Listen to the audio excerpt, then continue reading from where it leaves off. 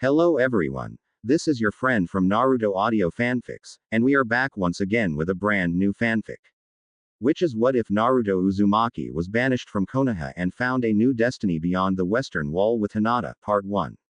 If you enjoy this story, don't forget to hit the like button, thumbs up, and subscribe to the channel for more amazing Naruto fanfics like this. So without wasting any more time, let's start today's fanfic. The continent of the elemental countries is larger than most people realized, as it was once a much larger base of land than the maps today would show, and the part that was not shown was in a whole different league in every way. You see, all of the elemental countries are on eastern side of the continent as a whole, and that just past Earth country to the west, was a massive wall with an even more massive territory. This wall that held back the violence of the west, its people, weaponry, and power that made anything in the east look pale in comparison. No one from the cages of the shinobi village to the very daimyos ruling over their domains, even Uchiha Madara himself dared not go over to the west, and draw the attention of even one of the war-hardened factions there. Beyond this massive wall, a wall that was forged during the time of the Sage of Six Paths by the sage himself, were warlords, rogue samurai, shinobi clans, assassins, and even demons that all fought to protect their own individual territories from rivals. It had been the reason the Sage of Six Paths had made the wall in the first place, as he knew that eventually the East would be consumed by the powers of the West without the wall, and years later the Uzumaki clan in Whirlpool was commissioned by all of the many feudal lords in the East to use their mastery in the sealing arts to cover the wall with seals to prevent its deterioration. Before his death, the Sage of Six Paths had made it known that even if the powerful beings in the West divided, they could easily spill their conflict into the East, and wiping out half of elemental countries before a plan to counter them could even be thought up. Of course, memories of such warnings fade away through the passage of time, arrogance clouds the judgment of those in charge, and the leaders in the East become consumed in the ways of stupidity in the belief they are invincible. Along with the fading of warnings, is the evolution of the world itself, shaking it to the very foundation, and a single incident that would bring about the very catalyst for such evolution to happen. And that single incident came on a day when Uchiha Sasuke defected from Konoha to join Orochimaru, but failed to accomplish his goal thanks to one Uzumaki Naruto, and was brought back to Konoha. The two had fought each other in a brutal battle in a fight to the end, as Naruto was on a mission to bring Sasuke back to the leaf, and the Uchiha's own was to slay his pursuer for greater power. Naruto had suffered 2 Chidoris to his chest, but endured the lethality of the jutsu, and the pure agony that came along with the rest of his injuries from the battle to return Sasuke to Konoha. The blonde Uzumaki had hoped his actions would prove to the village he wasn't a monster, that he wasn't the Kyuubi, and prove himself worthy of their recognition. He was sadly mistaken. Flashback. Uzumaki Naruto. It is the decision of the Hokage, the councils, and the clan heads of Konoha that you are to be banished immediately from the village, said Tsunade while she scowled at Naruto, who had barely had a chance to even heal from his injuries, and still had bandages covering parts of his body to further prove it. What? Why? Said Naruto, seeing the female Hokage scowl more at him. Why? You injured the Uchiha, you little demon shit. Said Homura, spoke this time while Naruto got angry himself. And what about what he did to me? I took 2 Chidoris to the chest. Not 1, but 2 of them, and all with the intent to kill from that prick so he could go to Orochimaru. At least with my attacks, they were to disable, and I carried that asshole back to the village in my condition. Said Naruto before Tsunade slammed her fist down onto the table. Silence. I've had it up to here with your annoying voice, brat. I'm tired of your whining and your excuses for what happened in this mission. You have until the rest of the day to get out of the Leaf Village, and if you ever return to Konoha, you will be killed on sight. No excuses, said Tsunade coldly while Naruto looked betrayed at her words while the councils and the clan heads smirked in victory. So that's how it is, huh? I bust my for you, these pricks, and the rest of the teams in this village in the hope of getting the respect I deserve. Instead, you blame me for doing my job, and banish me. Fine. Go ahead. I hope you all choke on this little victory of yours, and when you do, don't expect me to save you, said Naruto before taking off his shinobi headband and chucking it at Tsunade with it barely missing her head, and smashing into the Yondaime's picture behind her before they both fell to the floor with the glass on the picture shattering. You demon brat. Arrest him. said Kaharu before being forced back into her chair by a wave of killer intent.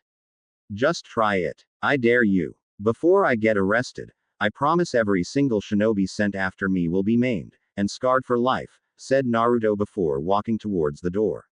Naruto. One last thing. Hand me back my necklace, said Tsunade seeing Naruto stop at the door and glaring at her. This isn't yours anymore, Hokage-sama. As I recall, this was lost to you in a fair bet, and it will be a cold day in hell before this become yours again, said Naruto before walking out of the office with Tsunade narrowing her eyes at him while he left. End flashback. Naruto made it back to his apartment without hassle. Probably because the boy had used the more discreet alleys, stayed in the shadows, and avoided every person in Konoha altogether. Of course, his apartment had been trashed by the looks of things, which wasn't really new in his mind, as it happened from time to time, and moved to the hidden panel underneath his destroyed bed to remove his few valuables the villagers couldn't take from him. Some spare clothing that wasn't orange, knowing it wasn't healthy to wear it at this point, and Hinata's spare medical cream he hadn't used. Applying some of the medical cream to his body, Naruto had taken away the pain of his more annoying injuries the Kyuubi had yet to handle himself. Bagging everything, the Uzumaki turned to walk out of the apartment, and out of Konoha for good. The Jinchuriki was not even out the door when Naruto bumped into the one person even he didn't expect to see before leaving. Hyuga Hinata. Is it true? Said Hinata while staring into Naruto's eyes. I the hopes it wasn't. Yeah, I beat the crap out of the Uchiha. Let it all out. Insult me. Slug me. Get it over with, but hurry up, and be done with it, said Naruto before seeing Hinata begin to cry, then surprisingly run up, and hug him while sobbing into his chest. I don't care about the Uchiha. I care about you. Is it true that you're being banished from the Leaf? Forever. Under the pain of death upon returning. Said Hinata while she once again looked into Naruto's eyes and saw how shocked he was that someone actually cared about him instead of Sasuke. Yeah, it's true. I've got until the end of today to leave before they send out their shinobi to kill me. Though I suspect they'll do it before then out of spite for me. For what I am, said Naruto before shutting up, and Hinata knew why. You mean the vessel of Kyuubi? Said Hinata while Naruto stiffened and then looked her dead in the eyes with an intense seriousness that made the Hyuga girl shiver. Who told you that? Said Naruto, knowing the law while never really enforced could be used against her for the kind nature Hinata was known for. Hiashi would probably perform the execution himself. I've always known Naruto-kun. My father told me at a very young age in the hopes of removing my feelings for you. I admit after hearing you were the Kyuubi Jinchuriki was scared at first because he told me stories of the Kyuubi being a ruthless demon, but my mother took me away to talk in private, and called my father an idiot. She said you weren't the demon. Just the container. She said a Jinchuriki is like a cup being filled with water. The cup only holds water, but isn't water itself. So, I watched you for a while, and wished to see who you really were, said Hinata while smiling slightly at him with Naruto being shocked at her words. And, said Naruto seeing Hinata smile more gently, hugged him this time. You are just the cup that holds the water that is Kyuubi. You have done so much and been given so little in return for everything you've done for this village. I just wish I had told you sooner how I felt about you. How much I care. How much I wanted to be by your side to help you endure everything. And how much I love you, said Hinata while Naruto slowly wrapped his arms, and for the first time in his life, the young Uzumaki felt joy fill his soul. I wish I had known sooner too. It wasn't your fault, Hinata-chan. I've been too stupid and blind to notice your feelings, and for that I'm sorry.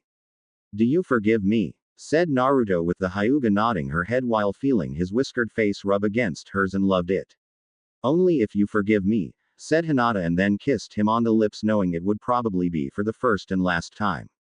I can do that. Though you better get out of here before someone else less friendly arrives to find you here, said Naruto seeing the Hyuga girl nod.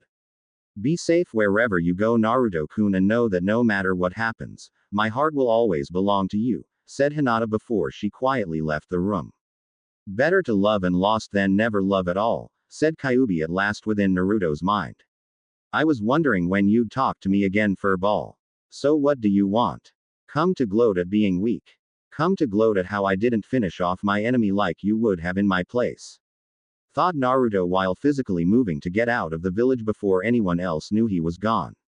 No, Kit. I am here to talk about your future. Our future, said Kyuubi, seeing the boy was so shocked that he physically stopped in the deserted alley. What about it? Considering how things are right now, mostly because of you, I might add. I have no future, thought Naruto with the Kyuubi sighing. I know, Kit. At first, I hated you like I did everyone else, but then I saw your heart and your soul for what it truly was before I realized my foolishness. I didn't want to be in a vessel who used my power and called it his own. You are nothing like those fools in Konoha and only used my power for a cause greater than yourself. I never had access to my previous vessels like I did you, but I knew enough that they never called on my power, and I respected them for that fact. When you first demanded my power in order to save yourself from that ravine, I was impressed by your boldness, and yet disgusted by the order given. It wasn't until later when you used my powers, only as a last resort against your opponents, did I realize you weren't going to abuse what was given, and it was at that point I knew you were worthy, said Kyuubi while sensing Naruto was once again surprised. Wow, I guess I should be honored by this, Kyuubi, but what does this have to do with our future, and living without a home? Thought Naruto with the Kyuubi smirking. There is always a home, Kit. We just have to find it first. Given the nature of things as they are today, it's clear such a place is not on this side of the world, and therefore, we must look on other side, said Kyuubi, drawing more confusion from Naruto. What do you mean? Thought Naruto while Kyuubi shook his head. I'll tell you another time, Kit. Right now, we must move, and move silently before the leaf decides to move ahead of schedule in letting you leave, said Kyuubi with Naruto nodding in agreement, and moved to get out of the village before stopping again to see the other rookies talking to each other with Guy's team. I knew it. Naruto is the Kyuubi. I knew there was something off about him, and this is the proof in the pudding, said Kiba with the others nodding in agreement. To think I believed him in defying fate. Now I feel like a fool for believing the Kyuubi and his trickery, said Neji, scowling with anger. If I see him, he's going to be used for target practice, and I'm going to make him suffer, said Tenten with her scroll filled with weapons at the ready. Such an unyouthful creature the Kyuubi was back then, and now to deceive us all for so long. It will bring me great honor to defeat him in battle, said Lee, being his usual self. I knew that Baka was unnatural. Now I see he's really the Kyuubi. The next time I see him, I'm going to punch his tiny brain out of his skull, and rip out his guts for what he did to Sasuke-kun, said Sakura with Ino agreeing to help. The Hokage says he's been officially banished from Konoha. We just have to be patient in the hopes the demon is dumb enough to return or hide out in a nearby country so we can have a shot at him, said Shikamaru while seeing the others nod in agreement. You sicken me, Shikamaru. All of you do, said Tamari, appearing behind Shikamaru and glaring daggers at them all. What are you talking about? Said Shikamaru before being punched harshly in the face by Tamari, and soon saw her siblings flanking her position. You heard me, you Baka. For someone with a genius brain, you sure are stupid, and lack the perception to see the truth. My own brother here is like Naruto. My youngest brother Gaara was as bad as they come, caring for nothing but himself growing up, and yet this very same person you now condemn to be a demon saved this village from annihilation. Said Tamari while her siblings glared daggers at them all. It just proves Naruto is a monster if Gaara is just like him, said Sakura before killer intent from Gaara shut her up. Foolish girl. Who was it that saved you from my deathly grip? Who was it that defeated me in combat during the invasion of your village? It was Naruto. For that act alone and for siding with the Uchiha after the fool nearly killed my first real friend, the alliance between our two villages is hereby terminated. Tamari. Konkuro. We are leaving, said Gaara coldly while his eyes glared daggers at them all before the siblings left. Thanks, Gaara. I'll pay you back someday, my friend. I promise, thought Naruto before he took off and managed to get over the village walls. Never to be seen again for many years. As the Emperor of the Western Elemental Empire. The Imperial Palace of the Western Elemental Empire of Kyoto was an impressive sight to behold, for all those with eyes could see its majestic, almost glowing beauty, and even more so when one looked inside to see the decor.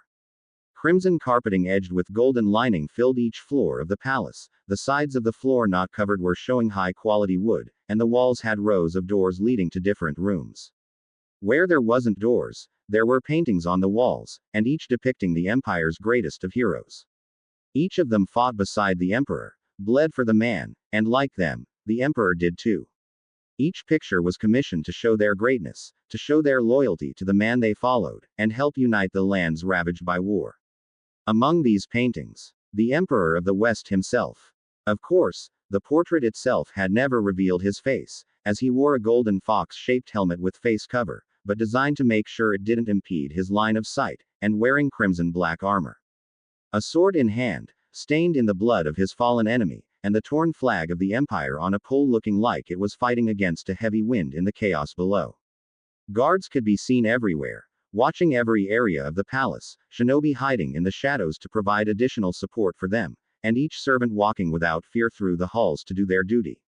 At the moment, the Emperor of the Western Elemental Empire was now in an important meeting with the Grand Council, which was made up of his most trusted advisors, who handled their regions they once fought each other over, and to keep out of the hands of some of the very people in the room. That had been put to an end by the Emperor, as he fought his way through the masses upon his arrival, making a name for himself in what was known as the divided Western War Zone, and brought others to the table for peace talks when violence would make things worse. As his power base grew, the Emperor's reputation spread throughout the West, as different warlord, and leader of different guilds that did not wish to fight requested an audience with him. Within a span of 3 years, the man had accomplished what no other person had done before, and it was bring peace to the West under his guiding hand. A peace that had lasted for 3 long wonderful years after being made emperor. Warlords, who had once led their armies into battle to fight each other for additional land and power, now served the emperor with undying loyalty. The guilds that once worked in the shadows, now worked to serve the emperor to keep the peace and stability the man himself had bled for during the fighting. How is everything along the southern border of the empire, Louis Bay? I had heard there was some kind of disturbance there, said the emperor in a muffled voice while wearing his mask, which while normally would be removed in a meeting like this among his most trusted advisors, was not to be, as he had business elsewhere after this, and with people that did not deserve to see his true identity. Some bandits have been harassing some of regions near the port region. I've sent Pang Tong and a regiment to handle this accordingly, said Louis Bay, as he saw his emperor nod in approval of the decision, and looking over some documents pertaining to the situation. The Shu region was once divided into multiple ones ruled mostly under Wu and Wei, with all 3 sides forming an uneasy balance between each other. However, that all changed when the emperor came, when he was still a warlord by right title, and had his agents observe all sides before choosing which one would be worthy of his support. Out of all the 3 main powers, Shu had the most honorable, and Louis Bay had the support of the people in his region more than the others did. At the Battle of Fan Castle, Louis Bay's sworn brother Guan Yu was trapped on both sides by Wei, and then Wu in a surprising move had sided against Shu in the battle. Guan Yu and his army would have perished in the battle had the emperor not intervened in flanking Wu with his forces long enough for Louis Bay's army to arrive to send Wei retreating. After that, Shu became an allied with the emperor, and together they had defeated Wu before the side sent Zhou Yu to negotiate peace. The emperor handled the negotiations with his chief advisor between Shu and Wu, with both becoming one under Shu's banner while being allied at the time with the warlord that would soon be emperor. Together, they took down Wei, and renamed the entire area the Shu region. Good. I will not have my people harassed by bandits. Though I am curious as to why you sent Pang Tong. The man is a well-renowned strategist, and to send him seems to be overkill, said the emperor while Louis Bay nodded. I agree, but the regions being attacked are well known to Pang Tong, and I would prefer to send one of my trusted generals with knowledge of the terrain against the bandits to remove this annoyance, said Louis Bay, with the emperor again nodding in agreement. I agree. You chose wisely, Louis Bay. It shows you care about your people within the Shu region a great deal. Sesshomaru, how are things going in your territory of the empire with the various demons and half-demons living there? Said the emperor, as the regal demon lord of the West had been a hard man, or rather demon, to win over. The two had fought in battle, fiercely in the final years of violence the West received, and the emperor had barely come out of it alive while Sesshomaru was just weakened. It did not end for the emperor, however, as rival demons of Sesshomaru saw their chance to kill the demon lord in his weakened state, but surprisingly their plan was foiled by the chief advisor of the emperor, and had been ordered to stay on the sidelines watching until that point. When it was over, Sesshomaru himself was surprised at just how the emperor had gained someone so powerful by his side, and through all that did the demon lord of the west join the cause to end the violence. They are going well. There are no new changes to report in my region, said Sesshomaru calmly while seeing the emperor nod. Good. General Iroh, how are the new fire division troops handling the different kinds of training sessions and drills you set up for them? Said the emperor to the semi-elderly man smiled at him. They are doing well, my emperor. The fire division troops will be ready for anything that comes our way should the conflict in the east spread here, said Iroh, as he had been put in charge of the training of the troops alongside his younger brother Ozai, and to help in the defense of the wall that separated the two sides. My emperor, our reports from the spies you ordered to head for the east have reported back that the violence there is escalating drastically, and I fear the threat of being invaded by the arrogant forces there is looming in the shadows of the future, said Zhou Yu, who was a key strategist in the territories to the northeastern region of the empire, and had been put in charge of the fortifications there with several of his well-respected generals. The eastern side of the continent. Such a bane on this world, those fools at the top have become on their side. Only a select few of them are level-headed, but are being threatened by the warmongers, and it doesn't help that they are allies of mine. Prime Minister Zhuge Liang, I seek your counsel on this matter, and your insight into the future. Will the wars in the east spill into our borders? Said the emperor, seeing the sleeping dragon himself, a former general of Liu Bei, now appointed prime minister of the empire for his years of service to two of the most honorable men he ever met, and served in his life. Slowly, the master strategist rose to his feet, the peacock feather fan in his right hand, and walked over to the large map showing both sides of the continent with the dark line running north to south where the wall stood. The man gazed at it with half-closed eyes, as he ran his weapon of choice over the map, and making a humming noise like he was examining something no one else could see. The winds of change blow heavily around us. Even in these years of peace granted to us by you, my emperor. War increases in the east while ours has only just ended and peace being achieved here in the west. The wall, forged years ago, and sustained for centuries now, has been the main reason our side has not flooded the region with our own brutality.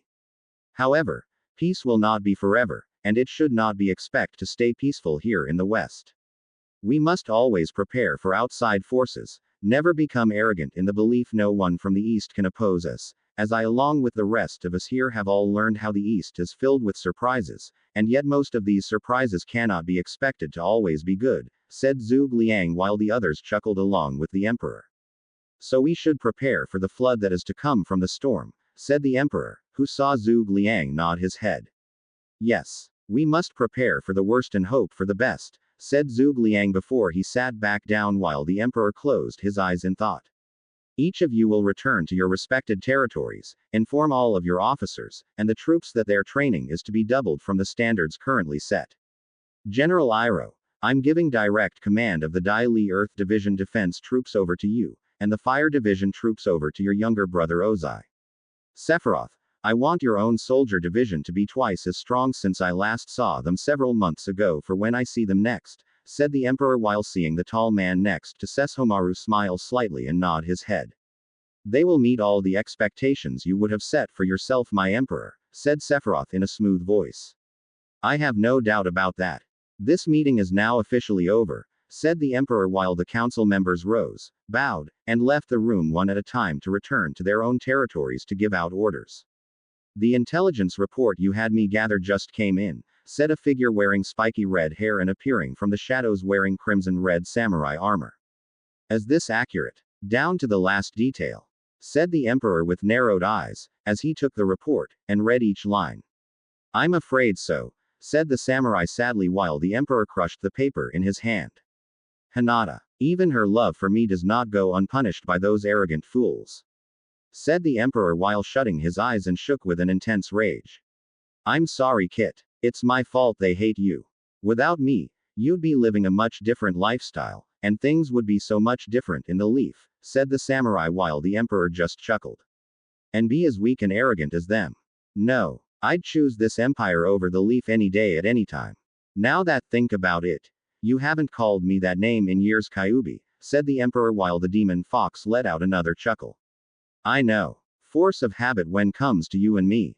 Naruto, said Kyuubi while the man behind the mask removed it and the matured face of Uzumaki Naruto was revealed. His hair was still a spiky blonde, the face was the spitting image of the Yondaime, the whisker marks thin, almost non-existent unless seen under a bright light setting, and eyes that were an intense blue that made even the battle-hardened warrior in the West know fear. For 3 years after his banishment, Naruto had made his way to the West, gotten over the wall, and started from scratch in making himself known.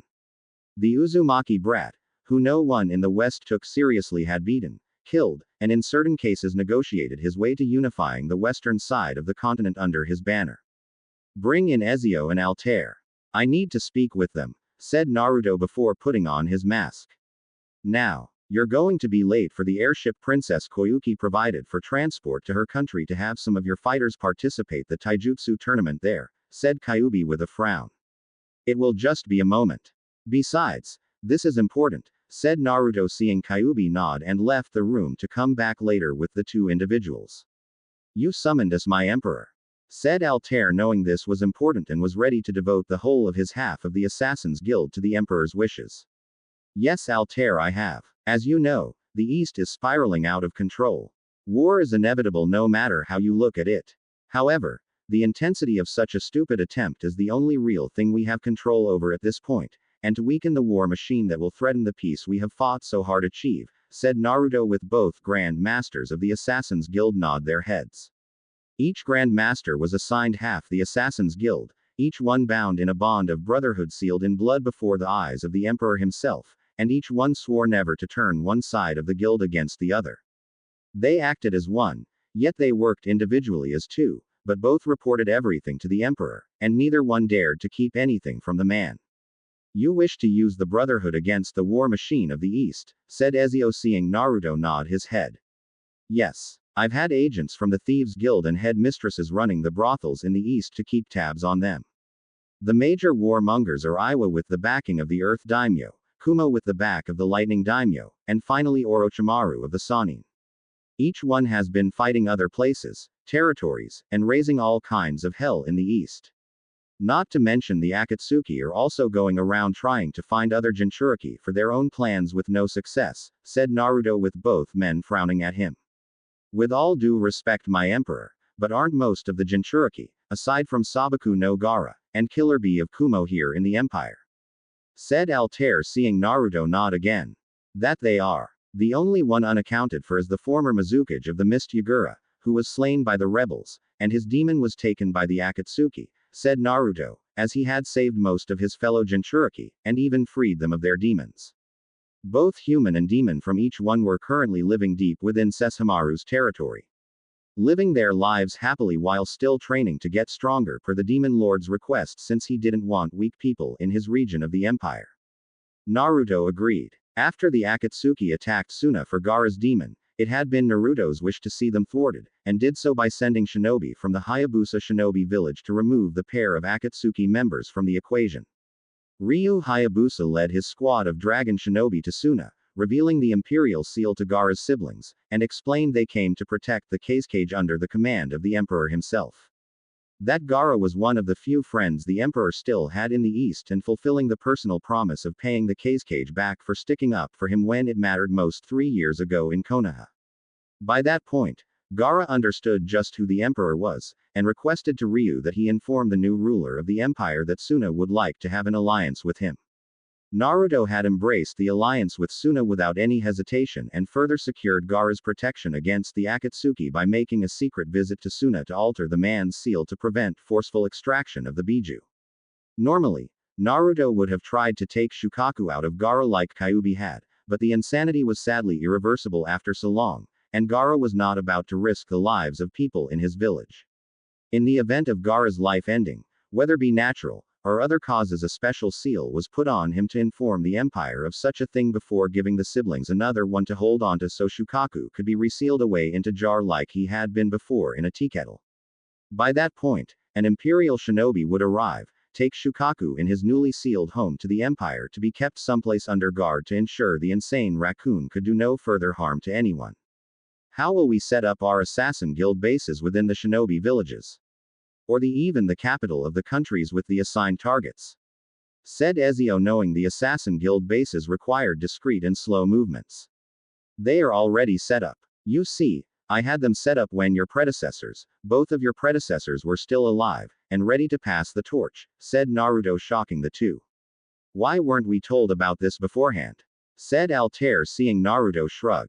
Because at the time, I was hoping this contingency against the East wouldn't be put into motion, and I needed there to be experienced members of the Brotherhood that know the lay of the land in each area. You two have both been to the East before, but never on an assassination mission, and never so high level. Each of you will be assassinating a Kage or a daimyo of the assigned country. I am sending you two and several of your brothers to help in the removal of those that can protect them, said Naruto, seeing the two nod in agreement. What about Orochimaru of the Sannin? With his allies gone, he can easily pick up the pieces, and become an even greater threat, said Ezio, seeing Naruto nod. I know. He will be dealt with in another manner. While Orochimaru is not a threat to the West like his ego would wish him to be, the man is not to be underestimated, and given his own affinity for acting like a snake, it only reinforces the point that an assassin will not be used against him. This is in no way an offense aimed at the guild, but assassins are not trained to fight someone like him, and I won't have your brothers be sent to their death before being dissected like lab rats for the man's sick experiments, said Naruto, with the two grandmasters nodding in agreement. We accept your reasoning and obey your command, my emperor, said Altair, bowing, and Ezio doing the same. Your words are wise and true, said Ezio before the two left the room to carry out their orders. Naruto, we can't wait any longer, said Kyuubi, seeing Naruto nod and stand from his seat in the room. As all the registration of our fighters gone through the proper channels to compete in the tournament in Spring Country? Said Naruto, as he walked with Kyuubi, and the demon fox nodded before putting on a fang mask, and kept his own whiskers from being seen by those in the east. Yes. Though I must warn you, Naruto, to keep your emotions in check when seeing the Leaf Shinobi participating in the tournament, said Kyuubi, seeing Naruto nod. I shall. The report you gave me regarding her tells me she will be there too. This will be the only chance I get to set her free before, said Naruto, while Kyuubi put a comforting hand on the blonde's shoulder. Before her marriage to Inuzuka Kiba, said Kyuubi, wanting to puke when saying those three words in a single sentence. Marriage. Ha. It's a joke. She'll be his slave in all, but name at that wedding, and no one in the village gives a damn. Not her so-called family, friends, even her own former sensei just pats Hinata on the head while smiling, saying, it's going to be all right, Hinata, when everyone knows deep down in the depths of their souls it is not all right.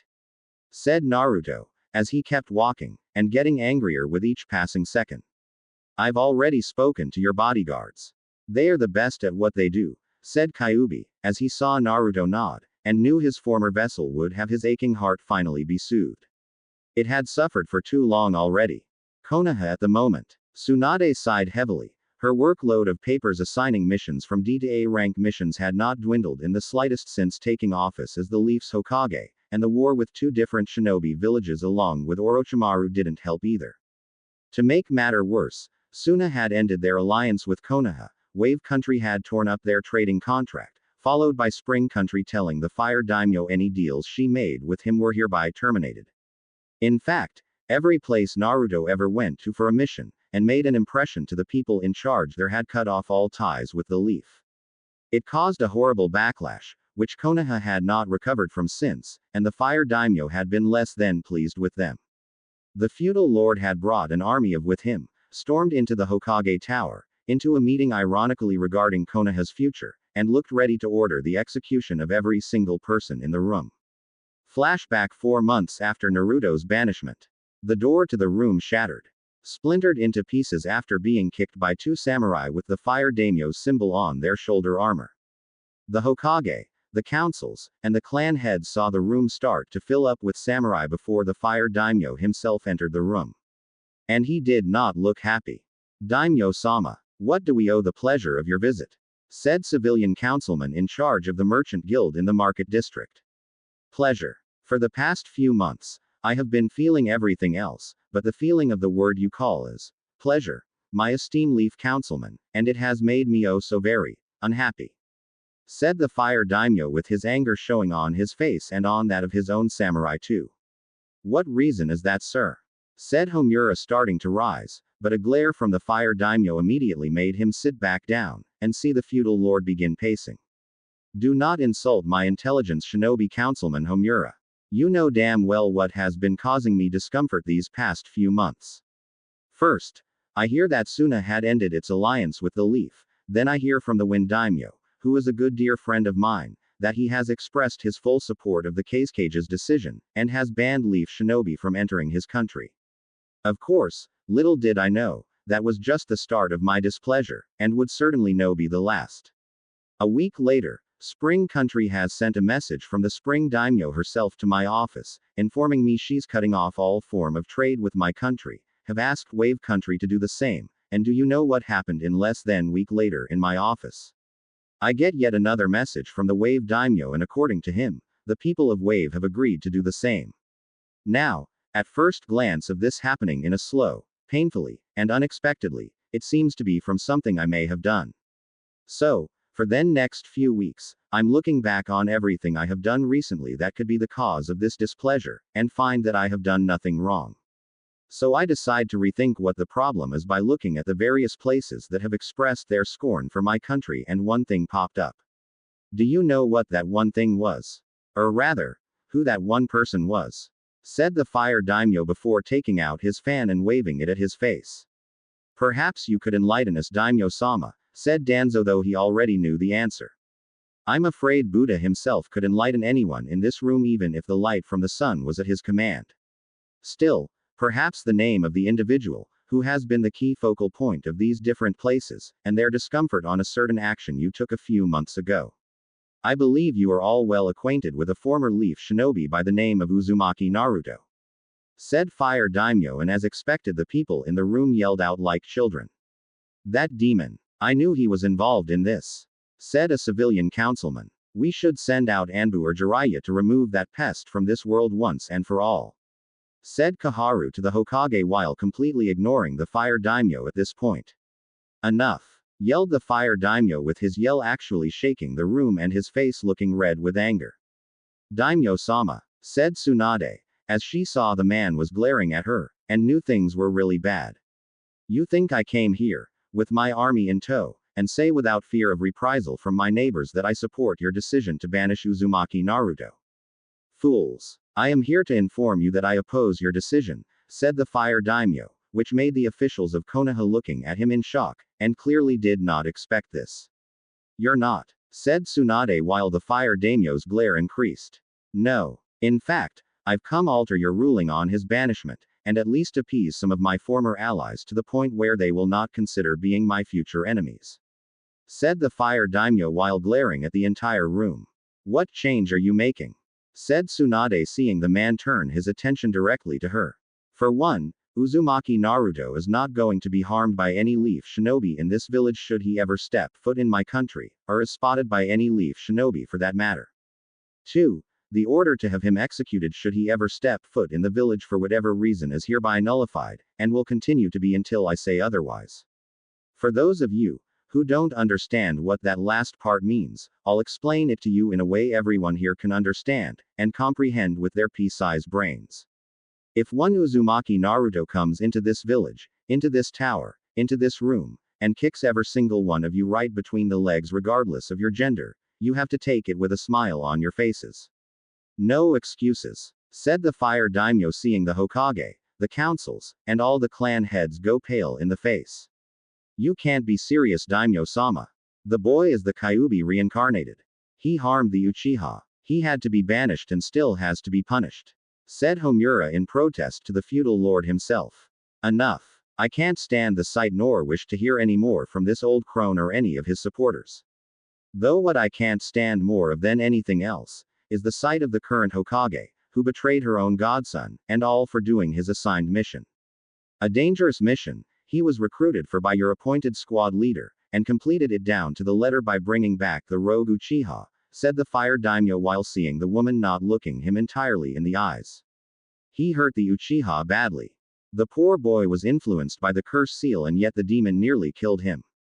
Said Kaharu, But any further protest in her mouth died from another glare from the fire daimyo, and stayed quiet. Funny you should mention that. I have it on good authority from an anonymous source that the injuries Uzumaki Naruto received were far worse than the Uchiha's own. As for the curse seal, why didn't Jiraiya of the Sannin cut it off entirely from the Uchiha in the first place, or remove the boy from the shinobi program until a solution to the matter was found? Why allow it to thrive and grow? Said the fire daimyo, seeing no one willing to answer him.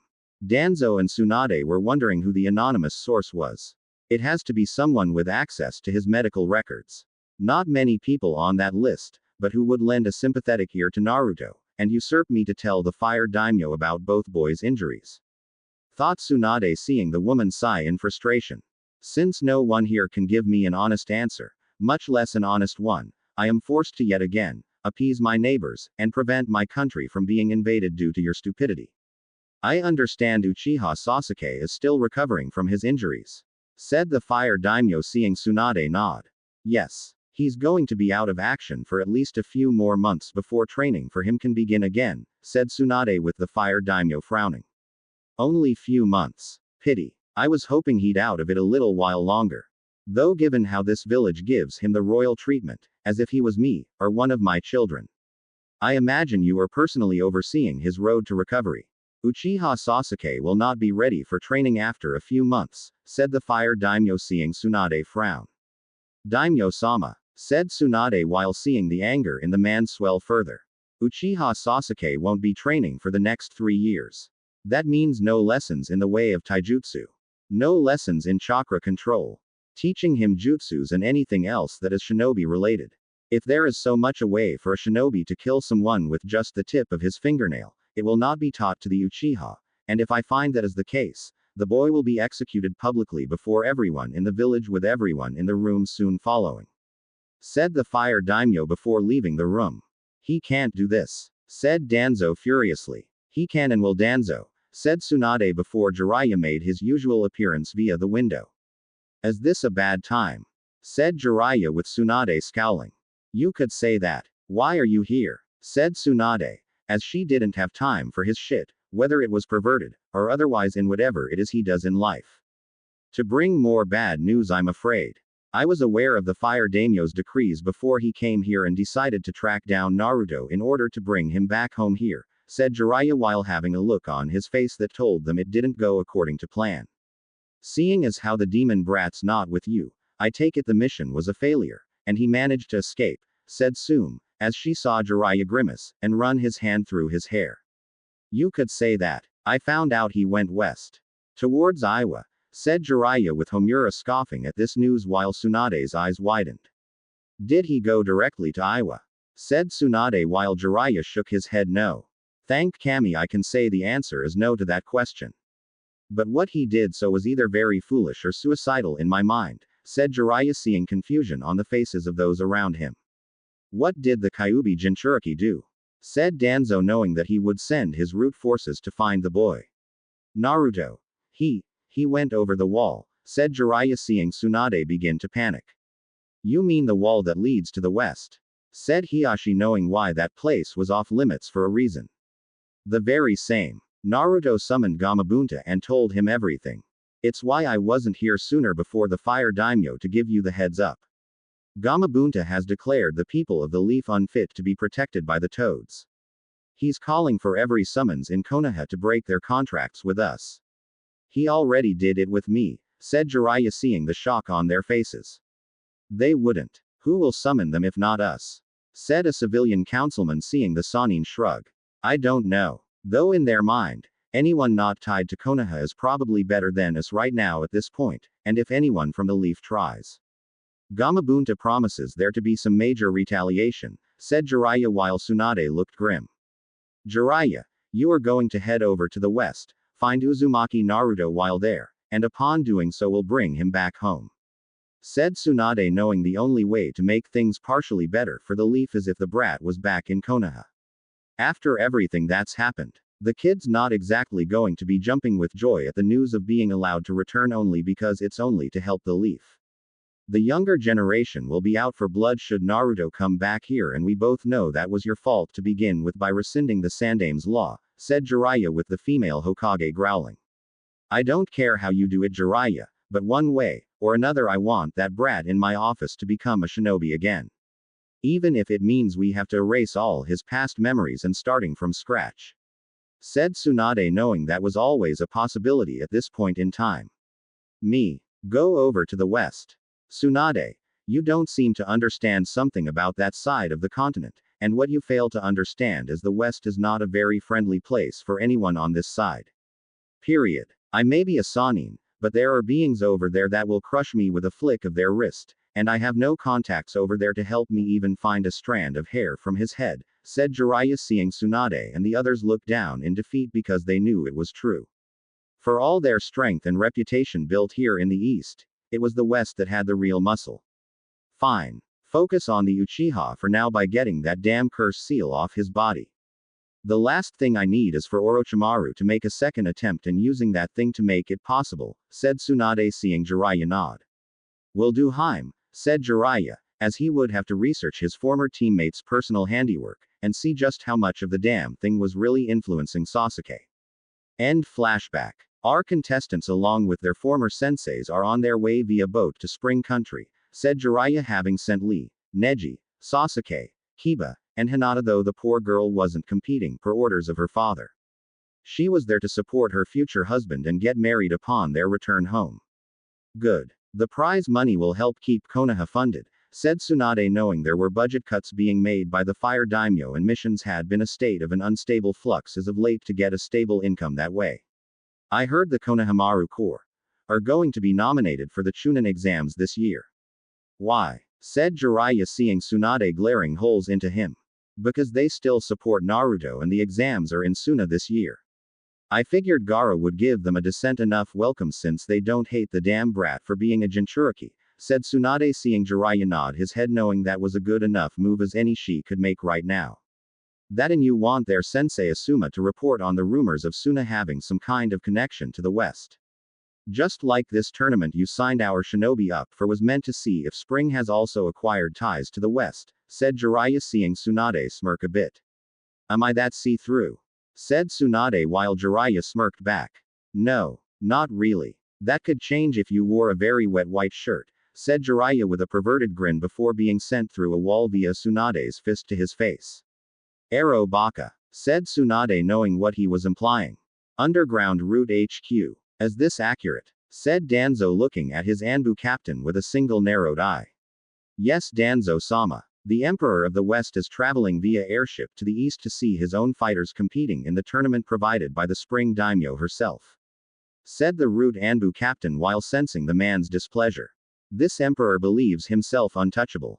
He's a threat to me and Konoha, said Danzo while wishing he could get a picture of the man, but knew that wasn't possible until now, and even then it was rumored the Emperor wore a masked helmet to keep his identity a secret.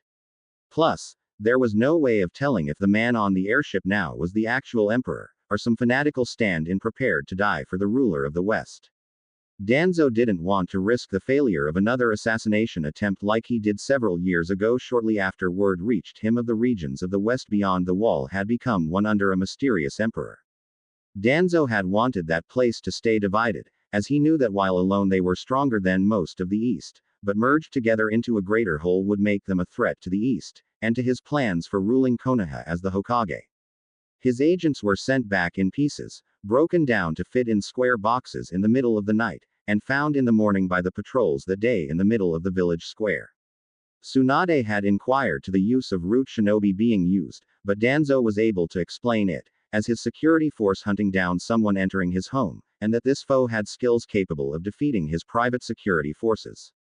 His pawns on the councils had done their job well in sweeping the issue under the rug, but it made Danzo become forced into being more careful, and to not make the same mistake twice. I sent a squad of some of my personally trained root shinobi. Clearly the ones working for the Emperor had a great deal of skill, thought Danzo, as he knew the Emperor was not interested in war at the time of the attack, which was why the War Hawk got away with just the dead root shinobi, and that their bodies being sent back to the Leaf was a warning to not try it again. Should we try again, Danzo-sama? Perhaps a means of sabotaging the airship itself when the Emperor heads back home. Said the Anbu captain before seeing Danzo narrow his eye at him. No. Konoha shinobi are already participating in the tournament, and even I must admit the prize money would help the leaf in our economic state. When they return, we will have a description of the emperor, and hopefully a description of his face to go with the man's identity in the process, said Danzo, knowing there was no point in letting his side do the same work Tsunade's shinobi were going to do before sharing the information in the first place. Spring country sometime later. We've arrived, my emperor, said the elderly figure softly with his still dark hair pulled in a tight ponytail, wearing a butler uniform, and dark gloves to match. Thank you, Walter. How are the others? Said Naruto, seeing his personal butler, servant, and bodyguard aside from Kyuubi himself standing at attention barely 5 feet from him. Ready to fight for you in this tournament, my emperor, and they promise to make sure to make you proud, said Walter, knowing these fighters from the Empire were among the best in Taijutsu and chosen for that fact. While some were chosen for another more covert reason.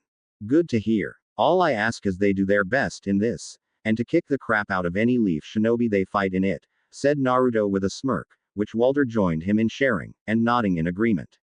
They are aware of such things. They will show these young fools a lesson in the way of violence, followed by humility, and by making them know of such things by the way of humility's nearly identical twin brother humiliation. Said Walter while sensing his emperor was pleased to hear it. Let's not keep our host waiting, said Naruto before standing and walking out of the room with Walter following on his right while Kyuubi did the same on his left. Spring Country Stadium. The people gathered to see the tournament their daimyo was sponsoring. Rumors of the Western Elemental Empire sending fighters to participate in an event he emperor himself coming to. Everyone knew the emperor was an ally of Spring Country after peace over the wall had been heard, and many feared the great dragon that had awakened in the process of the unity.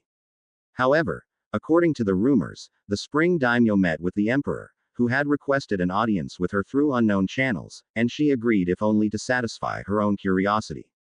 No one knew what was spoken between them or the man's true identity on account of the man keeping his face hidden from everyone.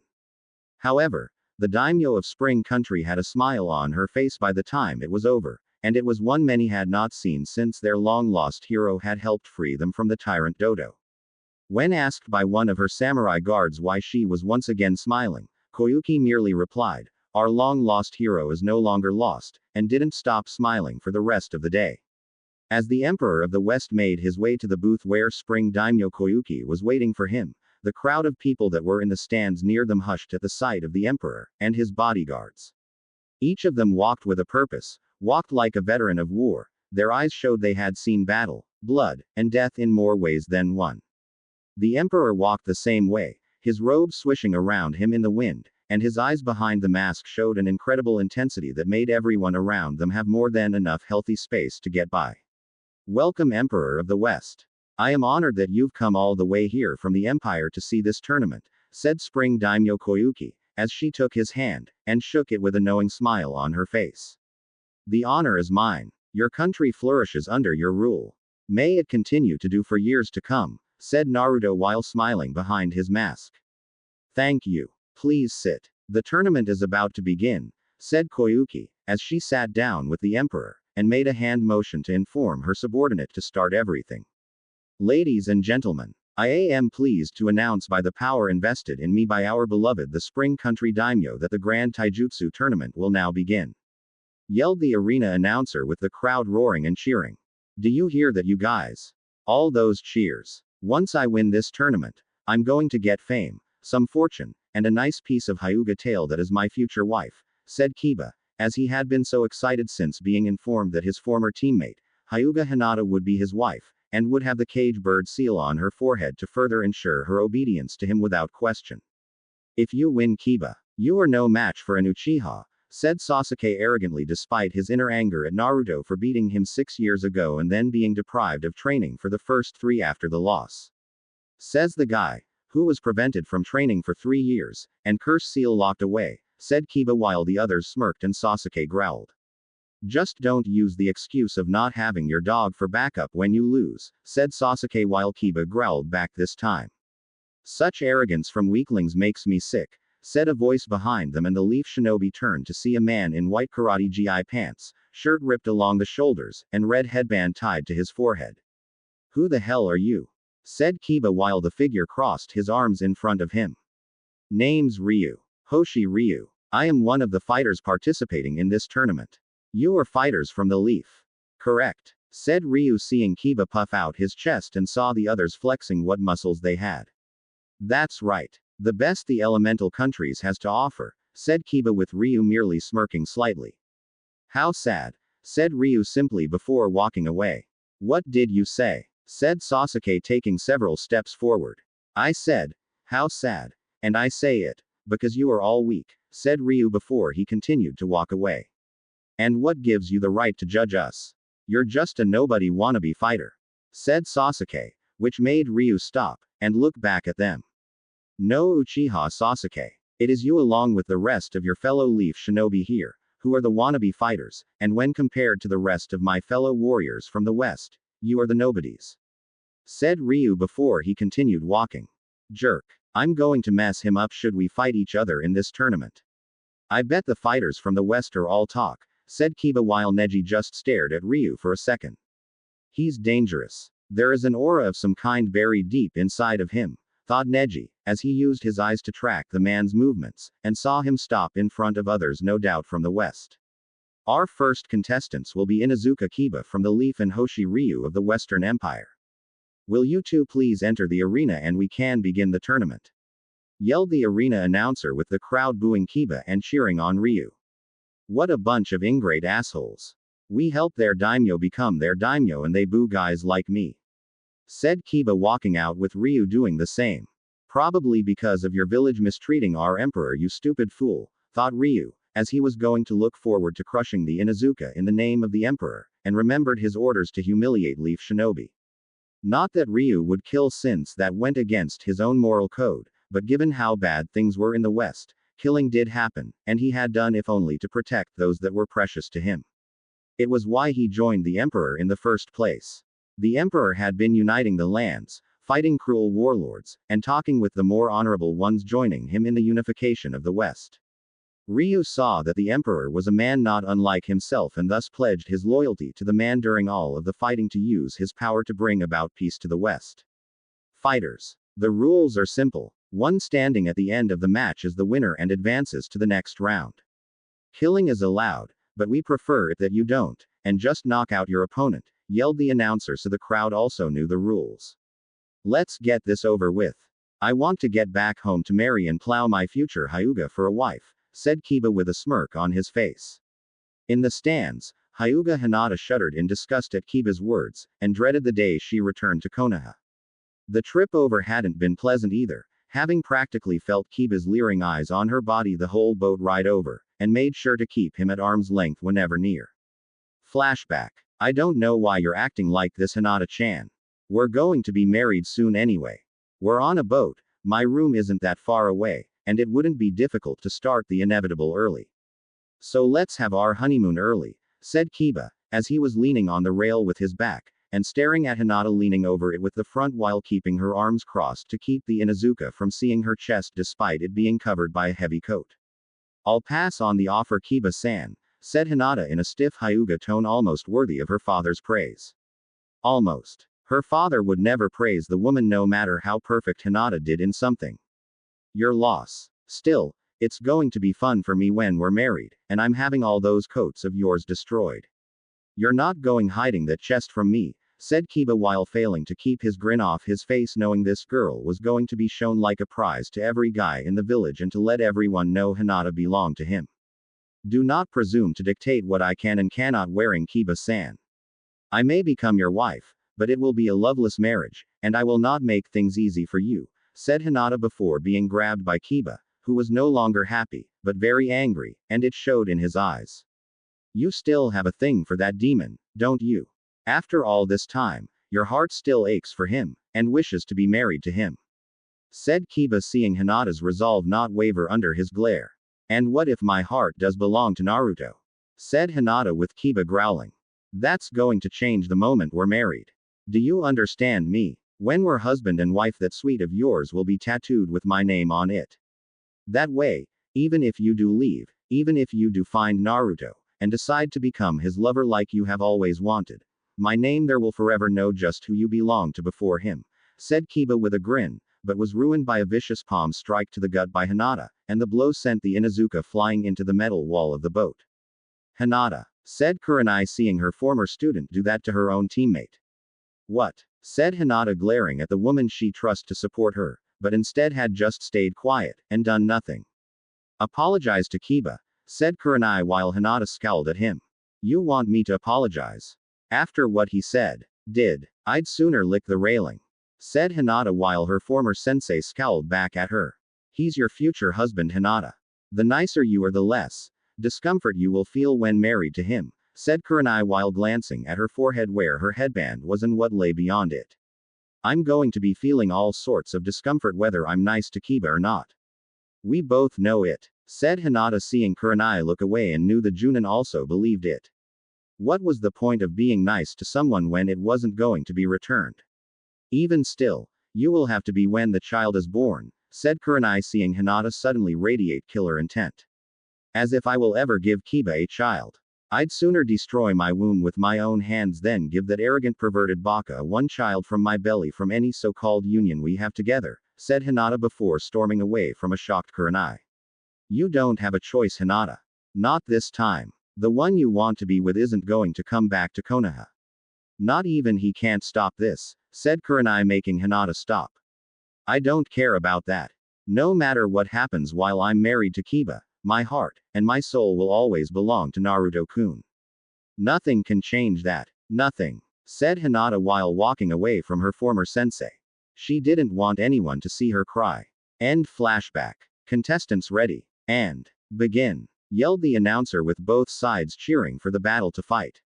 "Suga," said Kiba, as he went forward on the attack against Ryu, who easily moved to the side, dodging the move easily, and didn't look impressed. "This tournament is for fighters of skill, not brawlers," said Ryu, seeing Kiba snarl at him. "Shut up and prepare to get your kicked by the alpha male of the leaf," said Kiba, as he tried to get close, and use his claws to tear into Ryu's flesh. Key word being tried. Ryu dodged one strike after the next. No one was impressed with Kiba's brawling-like ways, and even expressed it by booing the boy. Kurenai, Kakashi, and Guy didn't understand why their fellow shinobi was being booed since the fighter from the west had barely done anything except dodge. "I'm not impressed," said Ryu finally, as he easily caught Kiba's right hand at the wrist, broke it, and then followed up with the locating the Inuzuka's shoulder while spinning the man around so he landed on his back. "Ah!" yelled Kiba, as he soon found a bare foot smashing down onto that dislocated shoulder, and could feel his muscles tearing. "How do you want this to end, Leaf Shinobi? To go home in pain with your arm attached? Or without it?" said Ryu, as he pulled the arm further, and made Kiba scream out further in pain. "I give up. I give up," said Kiba, tapping the ground to indicate his submission to Ryu. "Winner, Hoshi Ryu," yelled the announcer to make the crowd cheer at the victory Ryu gained for the Empire. "If you are an alpha of the leaf, then your village is not as strong as you make it out to be, and none of your comrades will advance since they are weaker than you," said Ryu before letting Kiba's arm go, turned to the Emperor in the stands above, bowed, and then left the arena. "Bastard!" yelled Kiba, as he charged forward with his one good arm back ready to thrust it forward to hit Ryu in the back. "Foolish leaf scum. Hadoken," said Ryu, as he turned around, and shot a blue fireball at Kiba that sent flying right off of the arena floor into the wall. "Disqualify him," said Kurenai while looking at the Spring Country daimyo doing no such thing. "The match is over, Kurenai-san." Kiba attacked after it was declared officially over, said Hinata, seeing Kurenai turn and scowl at her. "Leaf shinobi support each other no matter what, Hinata," said Kurenai, which got her a glare from Hinata, and the Hyuga girl stood up with her Byakugan active. "Just as you supported Naruto-kun. You didn't support him when he was in the leaf or when about to be banished." "No one did, except for me, and put into an arranged marriage with Kiba because of it.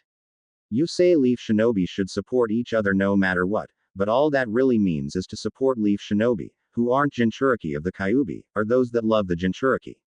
You and the rest of the leaf shinobi in Konoha are all hypocrites," said Hinata before storming away before Kakashi caught her hand. "Hinata, where are you going?" said Kakashi before he found himself on one knee, and his arm being twisted painfully to the point of breaking. That's none of your business and don't you dare touch me again, Hitaki. If you do, I'll take out that Sharingan eye, and your balls for good measure, said Hinata coldly before she released him, and walked away. Damn, that girl's got a vice grip, said Kakashi clutching his arm.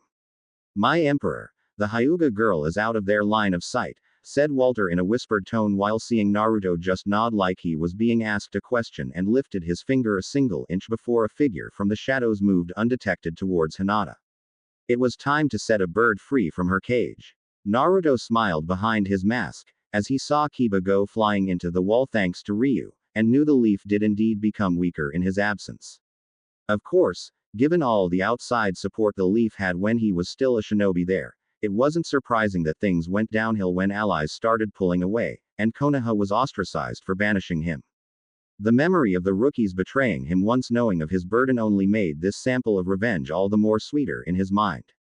About 3 years after being emperor of the Western Elemental Empire, Naruto had his first failed assassination attempt against him as the emperor, which not surprisingly was done at the hands of the Leaf, and by Danzo's so-called elite team of root shinobi.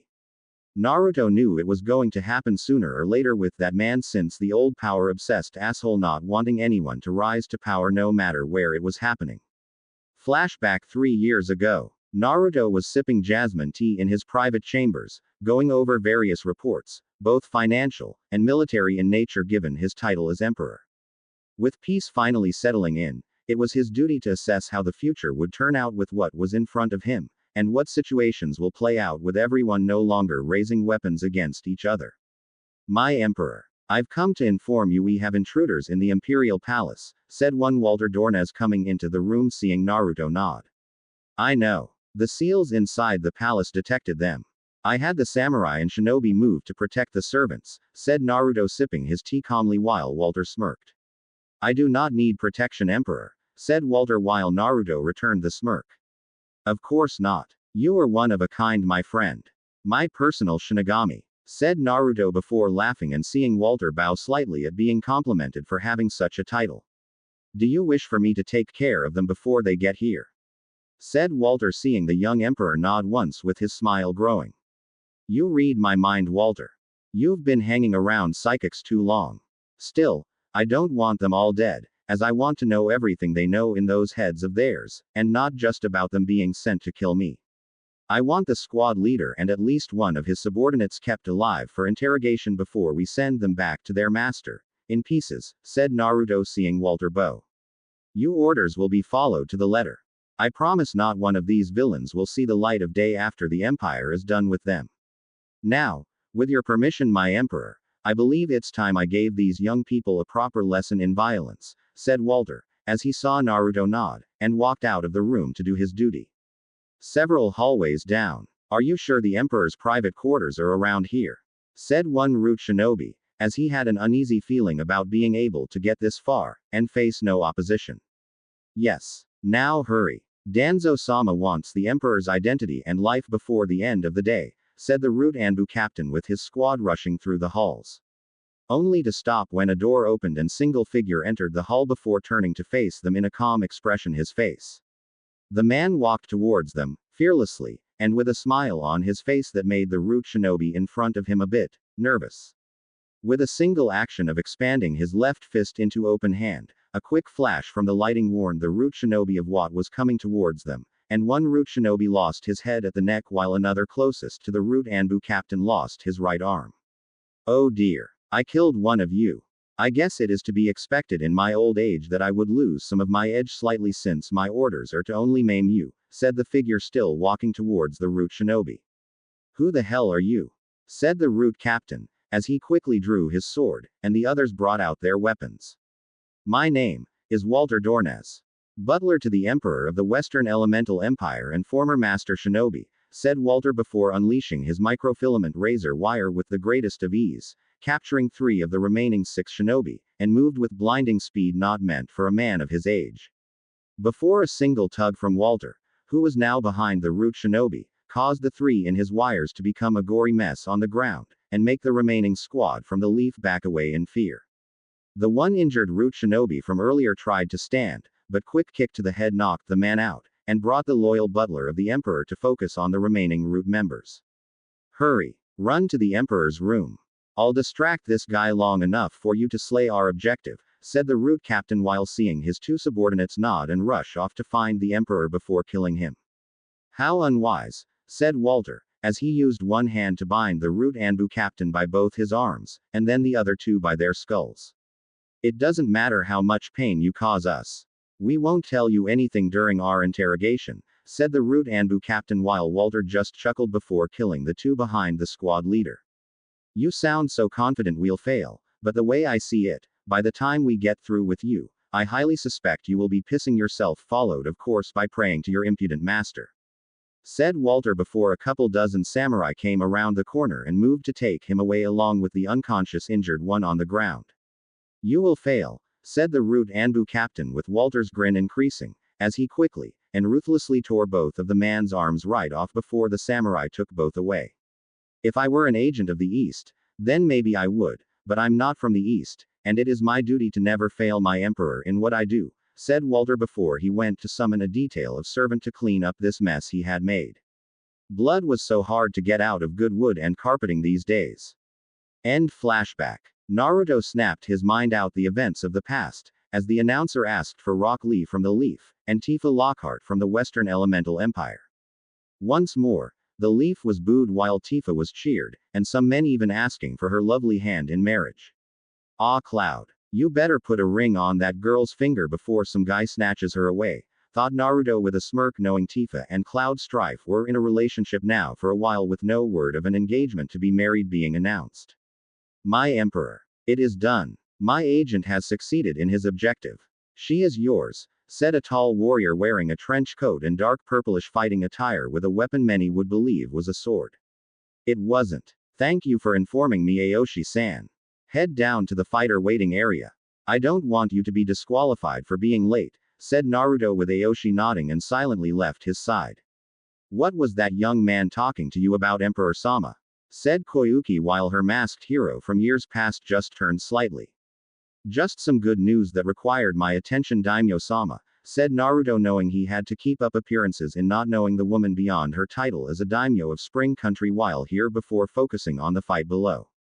If you could call it that. Lee was always good in taijutsu. Of that, there was no doubt at all, much to Guy's joy in seeing Lee fight from the stands, but the now spandex-wearing Junin had never honed his skills through intense war, and only trained for a fight. Tifa had been part involved with the fighting in the West since she was a child, as she ate, slept, and breathed war until Naruto came along to bring peace. Now, Tifa trained others in taijutsu, pushing herself and everyone around her to the limit every day. No one trained like Tifa did in taijutsu. Rock Lee skidded back, his body aching like never before, and coughed up quite a bit of blood. From the looks of things from a doctor's point of view from seeing the fight, the Leaf Shinobi had 3 cracked ribs, concussion, broken right hand, wrist, and a fracture on his left leg. Lee tried to stand, but it was no use, and Tifa herself had a few bruises on her without question. However, the woman was shrugging it off like what he did was just a quick pinch of skin, and just looked disappointed at him. So this is the future taijutsu master of the Leaf Village. Pathetic. Naruto told me about you. How you fought Sabaku no Gaara in the Chunin exam preliminaries all those years ago. Nearly took down Gaara, but a simple miscalculation caused you to lose, and nearly become paralyzed from the waist down, said Tifa, making Lee, his fellow Leaf Shinobi competitors, and comrades watching in the stadium to become shocked. You know, Naruto. What has that unyouthful demon done to warp your mind? Said Lee before he was kneed viciously in the face by Tifa and the loud crunch sound of the spandex-wearing Leaf Shinobi's nose being broken could be heard in the process before rolling backwards until he was face down on the tiled arena floor. He has done nothing to my mind. It has remained clear long after the day I met him. Go back to your Hokage and tell her Naruto is happy in the Empire. Happier than the hate-filled bigots in the Leaf could ever try to do on a good day, said Tifa before she did a high-leaping drop kick onto Rock Lee and broke his spine with the tiles of the arena floor, forming a circular spider web to implicate how much force she used in the attack. Rock Lee was down and he was not getting up. Lee! Yelled Guy, as he saw Tifa be declared the winner, and his student being carted away by medics. That was for betraying Naruto. He told me how he found Senju Tsunade and got her to return to the leaf to heal the injured. You being among them if I'm not mistaken, Rock Lee. You are unworthy to walk again after your betrayal of such a considerate boy.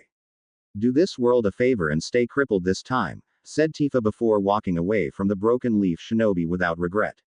That's not possible, said Neji, as he knew how Lee's skills were pure taijutsu, and that it shouldn't be possible for anyone to match the spandex Junin in his field. Only for Neji to find fate had not decreed Lee the winner like the Hyuga thought. Are you surprised? The woman claimed to know Naruto. Maybe he did something to give her the extra edge, said Sasuke with Neji nodding in reluctant agreement to his statement. Perhaps. Naruto is a demon after all, and demons have been known to bless humans in exchange for different things. Perhaps he did something to make that woman stronger than a normal person, thought Neji, as he heard his name be announced, and another by the name of Aoshi Shinomori. As before with Kiba, then Lee himself when revealing themselves upon their name being announces, Neji was met with booing, and hostility that he had never experienced in his life. Aoshi on the other hand was greeted with cheers, praise, screams from women of their love for him, and how they wanted to be the mother of his children while begging him to be their boyfriend, husband. You can't have a weapon with you for this event. It's pure taijutsu only, said the arena announcer in a whispered tone to Aoshi while the tall man just nodded. My apologies. One moment please, said Aoshi, as he walked to the grass area around the large square tiled arena, and instantly his loyal subordinate Hananya appeared almost seemingly out of nowhere to take his weapon. I bring word from her, Aoshi-sama. The woman, who has captured the Emperor's heart, respectfully requests you hurt your opponent in a very painful and ruthless manner, said Hananya seeing Aoshi nod. Does the Emperor agree with this request? Said Aoshi while seeing Hananya nod. He does, said Hananya with Aoshi nodding in understanding. As they both wish, I will do as they command of me, and become the instrument of their vengeance, said Aoshi before turning around and walking back to the center of the arena. You should give up now. Fate has decreed me the winner of this match before it started. Unlike my comrades from the Leaf, I don't lose to anyone, and cannot even to the likes of you, said Neji in his gentle fist stance while Aoshi's cold eyes stared into his own. There was one who beat you in combat, and he was supposed to be the weakest of the genin in the Leaf at the time, said Aoshi seeing Neji bristle with anger. That did not count. My opponent was a demon. Still is a demon. A fight with a demon does not count, for they use tricks to defy fate and thus are unworthy of their victories, said Neji before he was blasted with cold, cruel killer intent from Aoshi, and yet the taller man showed none of it his face. You will pay dearly for insulting Naruto, said Aoshi while making his knuckles pop when he turned his hands into fists. Begin, yelled the arena announcer before getting clear of the two contestants. Neji charged forward, intent of ending the match quickly, and decisively to leave nothing to chance in this fighter from the Western Elemental Empire being victorious. Aoshi had just stood there while Neji moved in close, already knowing what he had to do, as he just dodged one strike, then the second, then the third, fourth, fifth, and by the sixth attempt by the Hyuga did the Leaf Junin start to lose his patience. The people could be heard laughing at him for his misses, calling the gentle fist to be overrated in his hands, and that the Leaf Shinobi were the superior breed they claimed to be, with this fight being proof of it. Is this it? Is this all the power you possess?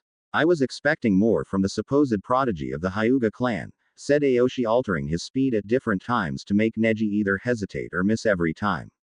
Don't you dare talk like that to me, you commoner, said Neji, missing two more times before moving to perform a kaden. It was then that Aoshi struck.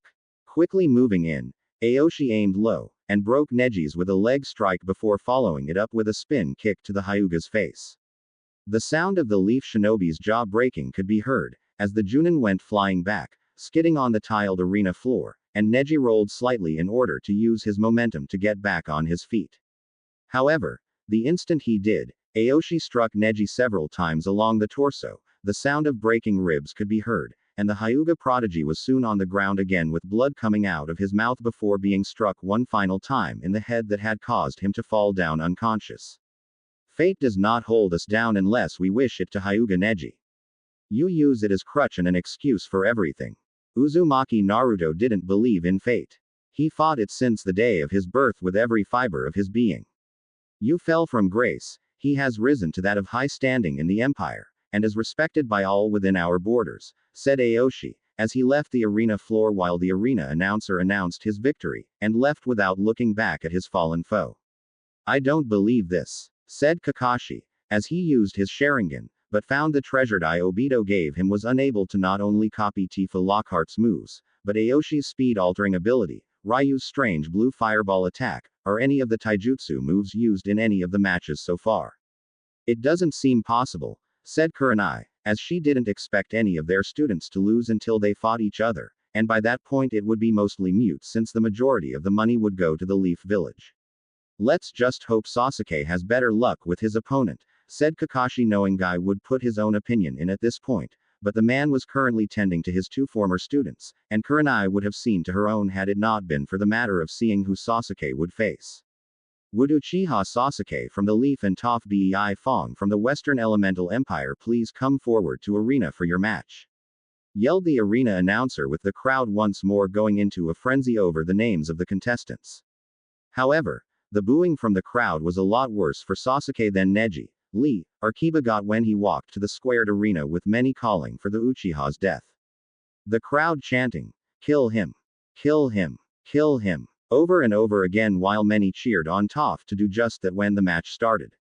Wow, I had no idea Sasuke was hated by so many people, said Kiba while staring at the Uchiha, who he saw had been surprised, and clearly disliked the fact everyone watching in the stadium was hoping his opponent would kill him.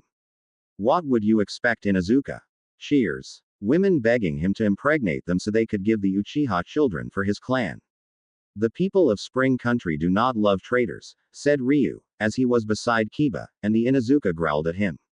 No one asked you. Besides, if they hate Sasuke for being a traitor, then why don't they hate Naruto, and the fact he's the Kyuubi? Said Kiba before Ryu turned to him and was glaring daggers to the point where the loyal fighter of the Emperor nearly released his other side that would have turned a lot of heads their way. Watch your tongue or I'll remove it before you can bark. Uzumaki Naruto is hardly the demon you and the rest of Konoha made him out to be during his childhood, said Ryu, seeing Kiba scoff at him.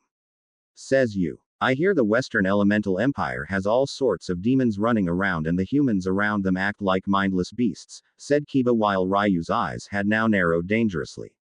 Then you don't know anything about us, little man. The Empire is filled with demons. I will admit that. However, demons are not without thought, and reason, with powers to help as well as hurt. Only when provoked do demons attack, but being the arrogant whelp you are, just like the rest of Konoha, such knowledge escapes your grasp, and thus helps in making you so weak, said Ryu before turning to see the taijutsu match between both Sasuke and Toph begin. Ready to lose to an elite of Konoha little girl, said Sasuke while Toph, who was only a few years younger than Sasuke, just smirked, and made a bring it motion. Like I would lose to a sniveling mama's boy like you, said Toph while Sasuke just scowled in anger before he realized that this girl's stance was weird, and then it hit him that she was in fact blind. She's blind, said Sasuke while looking at the Emperor sitting beside the Spring Daimyo while wondering why he would let a blind girl fight. Is that true? Said Koyuki in surprise while seeing Naruto nod. That she is, but Toph's skills in taijutsu are some of the best around, and I would not have had her compete here today if I didn't think she could fight, said Naruto with pride in his voice while feeling it for all of his fellow fighters and knew even behind his mask that Toph would hear it. Come on, mama's boy, I want a fight. If you've got cold feet, then by all means forfeit, and get out of this arena with your tail between your legs. I'm sure your village will help wipe your nose since they have so much experience doing it in the past, said Toph, as she sensed Sasuke's anger, and no doubt had his Sharingan eyes active. You'll regret that, little girl. My Sharingan eyes and my Uchiha blood make me superior to you in every way. It's a pity you can't see that, Sasuke, while the crowd booed him for the low blow to Toph. You think me being blind is bad? The best part about being blind is I don't have to look at idiots and spineless cowards like you every day, said Toph while smiling at Sasuke, since Naruto had told her in advance on the airship to attack Sasuke's ego and make him attack her first. Bitch. You won't be smiling once I beat you within an inch of your life and drag your broken body in front of your emperor. Said Sasuke, who charged forward, and tried to land wave after wave of taijutsu strikes at her. But Toph blocked or countered them easily. None of Sasuke's attacks ever hit Toph at all, which baffled Sasuke, and the Leaf Shinobi watching since they never expected a young blind girl to be in this match. Hell, none of them expected their shinobi to lose against fighters from the Empire, and yet here was the end result. It was West vs East, with the West being undefeated in taijutsu against some of the Leaf's most skilled Junin who were trained in the shinobi art since almost from the beginning of their training. Toph dodged a punch to her face, blocked a kick to her stomach, and countered with an elbow to the stomach that caused Sasuke to stumble back. The Uchiha charged forward again, finding himself unable to use the power of his eyes on the blind girl before him, except countering her moves, but even then it was difficult, and was taking hit after hit while Sasuke had yet to land one. It was infuriating. Toph just had this air of calm on her face, as she moved swiftly again, only this time she struck his right kneecap hard with her fist after countering Sasuke's fist, and smooth sweeping kick took the ground right out from under the Uchiha. The Uchiha rose to get up, but found his neck being pressured back down by the intense strength of Toph's right foot being backed by the young girl's leg, and at any moment could kill Sasuke in a heartbeat. Listen up, you weak sniveling prick. Your eyes aren't all that special. Just because you're a so-called elite, like your village, doesn't make you great somewhere else. Fighters like me in the West travel all over, fighting each other, seeing how we measure up, and find ways to improve ourselves. That was one of the first things Uzumaki Naruto ever did when he came to the Empire, and he's been kicking ever since. Said Toph, as she had come to admire the Emperor, and he never discriminated against her for being blind. He encouraged her to grow in being one of the best fighters around. There was no pity in him when it came to seeing her blind. Naruto even politely asked what it was like to see the way she does, given how Toph used her feet when he saw the girl train in secret so her parents wouldn't find out. Toph couldn't really describe it for him, other than that she had the power to see in her own way, and that was good enough for her. When Toph's parents did find out, they had planned to put a stop to the secret taijutsu training altogether, but by that point Naruto had nearly become emperor in all except name, and had a few more regions to take before making it official in ending the war in the West. When Naruto had visited at that point in time, he told Toph's parents that she had potential in fighting, and that being blind wasn't a hindrance for her like they thought. It was an edge. She could see in ways other people couldn't, and thus had the potential to fight at such a high level for someone so young. The girl's parents tried to threaten the cutting of their financial support of Naruto if he tried to dictate parental policy on them again, and Naruto had told them that he never needed their financial support in the first place, so their threat was at face value, mute. Still, the two adult Bei Fongs had ignored him, and sadly Naruto had to finish his campaign to unite the West under his peaceful rule. After Naruto became emperor, his agents watching the family had reported Toph's forced seclusion, and finally had enough of these smothering parents. So with the help of some of his Dai Li agents, Naruto was able to smuggle Toph out of her home, which had been a palace almost unto itself, and saw to it she trained with the Dai Li Earth Division since they too were masters of taijutsu. Toph's parents eventually came to him, demanding the return of their daughter, and Naruto agreed they could. If they could make Toph come home of her free will. The wager had been made by Naruto to Toph's father that if he had a fighter of his own choice, compete in a taijutsu match against his daughter, and won, then Toph would return home without a fuss. However, if Toph won the match, she would be allowed to train with the Dai Li, and even be allowed to live within the walls of the imperial palace as his honored guest while free to move about the city around her. The man accepted, hiring the best taijutsu master he could find that money could buy, who oddly enough went by the name of the Boulder, and had him fight Toph in a one-on-one taijutsu match. Naruto watched from the sidelines, as did Toph's father while the two slugged it out, and one was declared the winner. The winner by knockout, of course, being one Toph Bei Fong after two hard fists to the Boulder sent him flying out of the arena into a wall with the man's deep body imprint showing just how painful it was for him. With the wager won, Toph became a guest of the Emperor, and a well-trained fighter while not being hassled about restrictions, with the only exception being not getting into trouble by abusing a privilege many would kill to have in her place.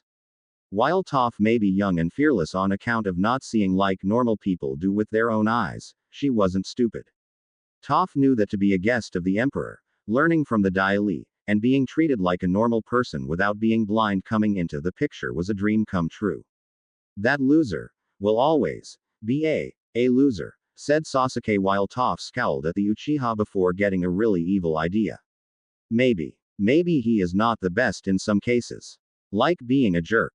He sucks at it. Being rude is another example. The guy is very polite and he only hits you with an insult after being hit with one first. However, there is one major thing Naruto does have on him you will never have, and that is having working balls. Said Toph, as she moved her foot quickly from Sasuke's neck to his crotch, and with a simple lifting of the bare foot for only a single second, the blind girl brought down a sledgehammer's worth of muscled weight on that section of the Uchiha's body. The high-pitched scream was instantaneous, as Sasuke cried out, and every male covered their crotch discreetly in reaction to it except Naruto. The emperor smirked at the poor Uchiha's situation and wondered how Konoha would treat the man now that the chance to pass on his bloodline was now gone forever unless they pardon Itachi for his crimes. Not going to happen given Itachi's current situation of nearly being blind from overusing his eyes and doing everything to stay under the radar under the protection of the Akatsuki organization. Of that much, Naruto knew very well from his spies, and the Uzumaki was greatly considering having the Uchiha killed to remove one of the three remaining of that clan. Oh yes, the emperor knew all about Madara, as Kyuubi had been informative of the man's involvement in their lives after being freed from Naruto's body. A condition made by Naruto since at the time of deal being struck, the blonde was sick, and very much tired of secrets being kept from him. Kyuubi agreed and promised on all 9 of his tales he would tell Naruto everything that others didn't wish to tell him. I wonder, if the people knew the truth, would they still hate me, or kill me like they do Sasuke? Or rather, did Sasuke now that the Sharingan is lost to them, thought Naruto while the arena announcer declared Toph the winner while still covering his crotch with one hand. We lost, said Kakashi while none of the other Leaf Junin watching could believe it. This is a nightmare, said Kurenai, as she couldn't believe her student, much less Sasuke had lost his match, and after the Uchiha had started training again the very second the 3-year suspension by the Fire Daimyo ended. It's almost a shame the Leaf Shinobi here lost. Don't you agree, Emperor-sama? Said Koyuki while Naruto nodded slightly. Yes. Keyword being of course being. Almost. Said Naruto while the two rulers let out a chuckle of amusement. Do you wish your fighters to continue with the tournament? The West had pretty much won no matter what happens, said Koyuki with Naruto nodding. It would be insulting to them if I didn't give them a chance to test their skills in taijutsu against each other. Besides, the crowd paid good money to see these fights, and it would be an insult to them to deny what they paid for when they bought the tickets, said Naruto with Koyuki smiling while nodding in agreement. I concur. However, I feel that the Leaf Shinobi here should be denied the right to see it, and be removed from the stadium, said Koyuki seeing Naruto nod and could practically sense his smile. Not a problem. By now the Leaf Junin in the stands will be seeing to their students and will soon find one of their group isn't with them, said Naruto with Koyuki's eyes widen in surprise. They'll be so busy looking for their missing shinobi, the matches will go on without any of their eyes watching them, and seeing how the West fights, said Koyuki with Naruto nodding while the smile behind his mask increased. Exactly. The situation will be further enforced given the Uchiha's current injury, said Naruto while looking at where the Leaf Shinobi in the stand had been and were no longer there. Then let's continue the tournament, said Koyuki before she signaled her subordinate to inform the arena announcer to continue with this event. Stadium Medical Station. I still can't believe we lost, said Kakashi while seeing Sasuke's private area was being attended to by the medic on hand. They crippled Lee. Now not even Tsunade-sama's skills may not be able to heal him, said Guy, as he saw his students on their backs, and severely injured. Those Western Empire bastard. Don't they know what they've done? We should file a complaint with the Fire Daimyo, said Kurenai seeing her student's arm in a sling after it was put back into place and was told it was fractured in several places along with other bandaged up areas of Kiba's body from Ryu's fireball attack. There is nothing we can do, Kurenai. Kiba was seen by a stadium full of witnesses losing and then attacking after the match was over. Neji, Lee, and Sasuke both lost their matches in taijutsu while signing waivers beforehand that they knew the risks. Filing a complaint would be considered childish and a waste of time since it will most likely be denied on its face value, said Kakashi, with the others reluctantly agreed. Still, it isn't right. The fact they knew Naruto too makes things worse. He probably told them how each of our students was trained, said Kurenai with a frown on her face. But that information would be out of date after so many years. How could he know how Lee fights now? Neji, said Guy, seeing the same confused looks on their faces. What do you think, Hinata? Hinata, said Kurenai when she realized her second student was not with them, and the horrible truth that she had not since Kiba's defeat. Where is she? Hinata wouldn't run off, would she? Said Kakashi, seeing Kurenai bite her lip, but still shake her head no, and knew Hinata wouldn't run. Even if she did, the cage bird seal would kick in when we came home to inform her father, and be killed to ensure no one to the Byakugan in any way, said Kurenai, as she saw both her fellow Junin nodding in agreement, and knew Hinata's freedom would be short-lived. We should speak to the Emperor of the Western Elemental Empire. All those fighters claim to know Naruto, and she may seek out answers about him, said Guy, seeing the group nod in agreement. We will after the tournament is over and only as a last resort. For now, we need to find Hinata on our own, and before anyone else realizes she's missing, to report it to another hidden village like Kumo, said Kurenai, knowing she could begin right away since Kiba wasn't in need of her bedside manner like the others. I can help, Kurenai-sensei. I may be messed up right now, but my nose still works, and can track her scent just about anywhere, said Kiba while walking with difficulty over to the woman. I'm going to need it given how large the stadium is and how much of a head start she has on us, said Kurenai before she left, with Kiba stumbling along. With Naruto and Koyuki an hour later. Impressive, said Koyuki, seeing Ryu and Tifa fighting it out in an intense battle of skill and power with neither one giving in. Training for a war is only half the way to get stronger. One must be in a war and survive it, said Naruto, knowing every one of his fighters here had done so before his own time in the West. A sad truth. Many have long forgotten that, said Koyuki, knowing her people have not forgotten it, but people in the Leaf had, and believed themselves invincible since they had never been humbly defeated. With each victory, the pride of the Leaf swelled, and in the process, their own downfall when that pride blinded them to the painful truth when fighting 3-to-1 odds. Winner. Tifa Lockhart of the Western Elemental Empire. Yelled the arena announcer while pointing to the pretty beaten injured woman with a raised arm in the air while clutching her ribs. Ryu stumbled over to her, as his own body looked pretty battered, but it didn't stop him from extending his hand, and getting one in return from Tifa in accepting it.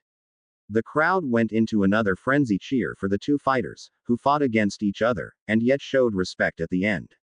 My Emperor. We have uninvited guests, said Walter in the Emperor's ear, with Naruto's eyes shifting from the arena floor where Aoshi and Toph were about to fight their match to the pair of Leaf Shinobi walking towards them. Only to be blocked by Naruto's Shinsengumi bodyguards led by Hajime Saito, who the Emperor had convinced to join him in bringing about peace and order to the West under his rule. Like Saito, the Uzumaki had no tolerance for corruption, and supported Saito's belief in the slaying of those that were, since corruption would destroy the empire from within. You are not allowed up here. Leave, said Saito in a calm yet serious voice. We need to speak to the Emperor. It's very important, said Kurenai while trying to be polite to the Emperor's bodyguard and not being intimidated.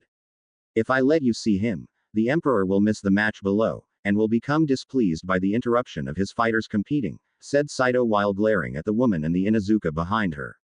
What does it matter if we interrupt him or not? His empire's already getting the money for this tournament since his fighters are the only ones competing. Said Kiba angrily and with impatience since he wanted Hinata back in his grasp.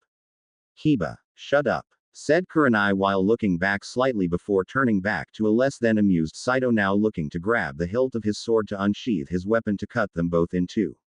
Watch your mouth, boy. Just because what you say is true about the Empire winning no matter who fights, the Emperor himself wishes to see the potential of his fighters, and let them know he values them, said Saito while Kiba took a quick half a step back on sheer reflex alone.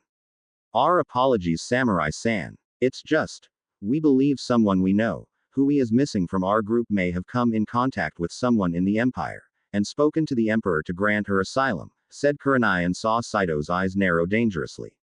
And why would you suspect this individual would wish asylum within our empire, and what makes you believe the emperor would even consider granting it? Said Saito, while Kurenai shifted uneasily since she didn't know how to explain things to the man and the risk of offending him with how Hinata's current standing in life. We believe she wishes to be with someone in your empire. She is in love with one Uzumaki Naruto and yet is to be married to another individual, said Kurenai while hoping to use Naruto's name to get some kind of sympathy from the bodyguard. Yeah, me, said Kiba behind Kurenai while the woman shut her eyes and mentally cursed the Inuzuka for speaking his mind.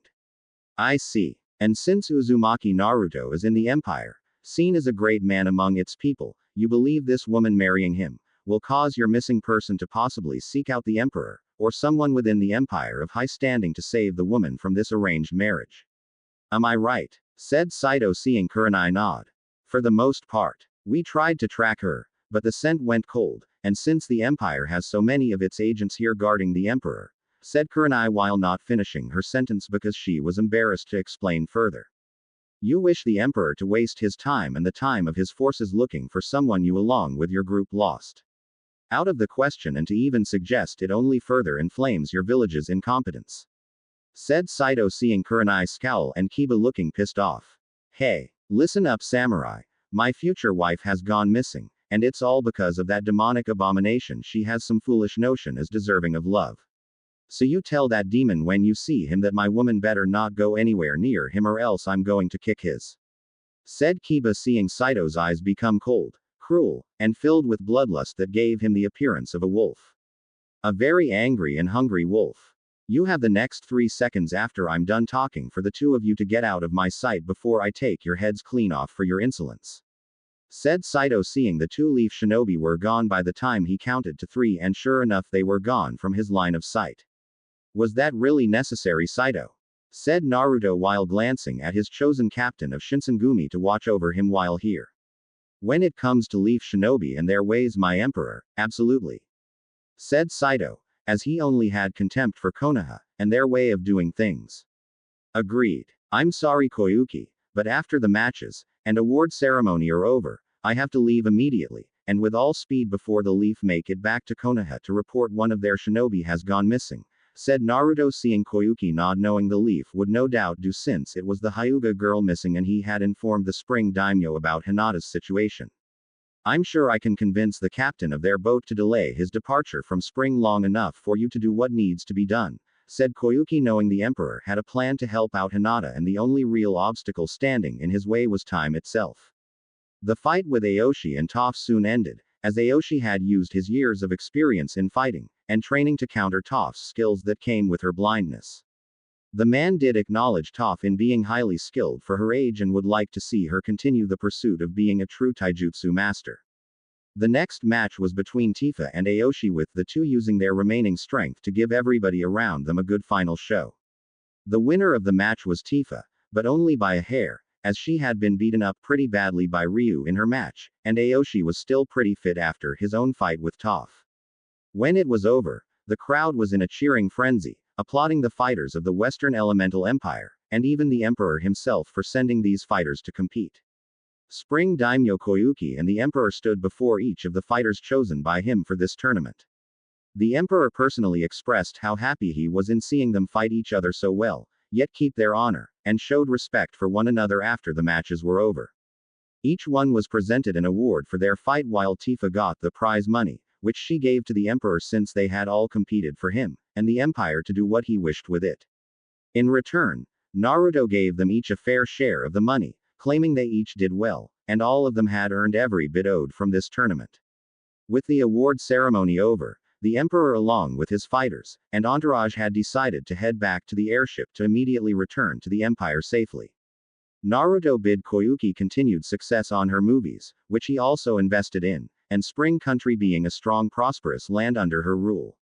Koyuki expressed the same to him with the Empire and his plans for the future, while secretly telling Naruto that Spring would be a home away from home should he ever need one.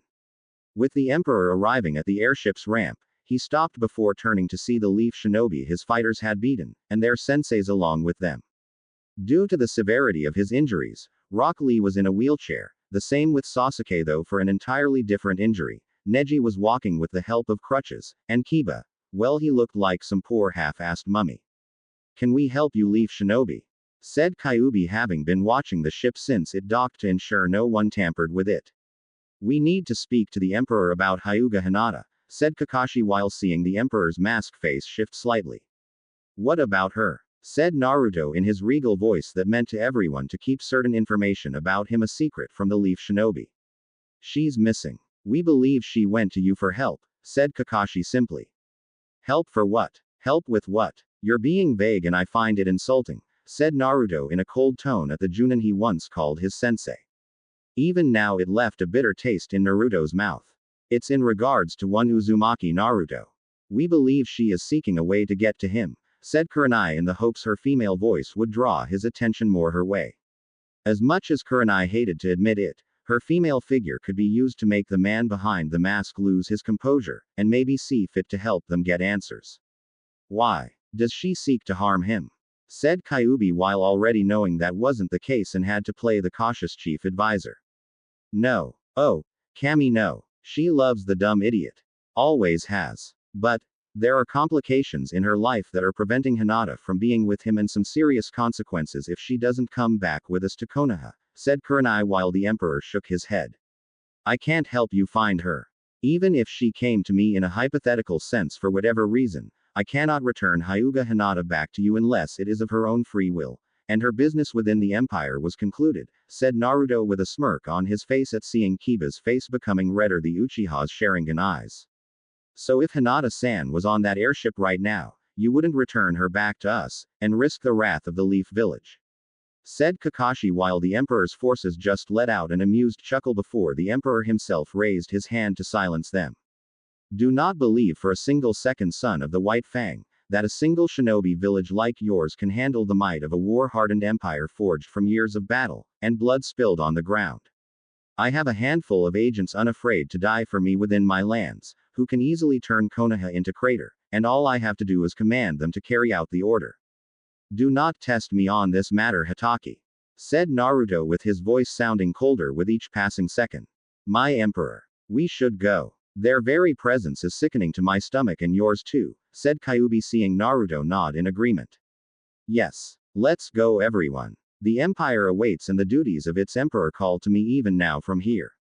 You too, Kyuubi, said Naruto seeing the red-armored samurai that was the demon lord himself nod with smirk behind his samurai mask face and walk towards the airship's ramp while ignoring the shocked looks of the Leaf Shinobi.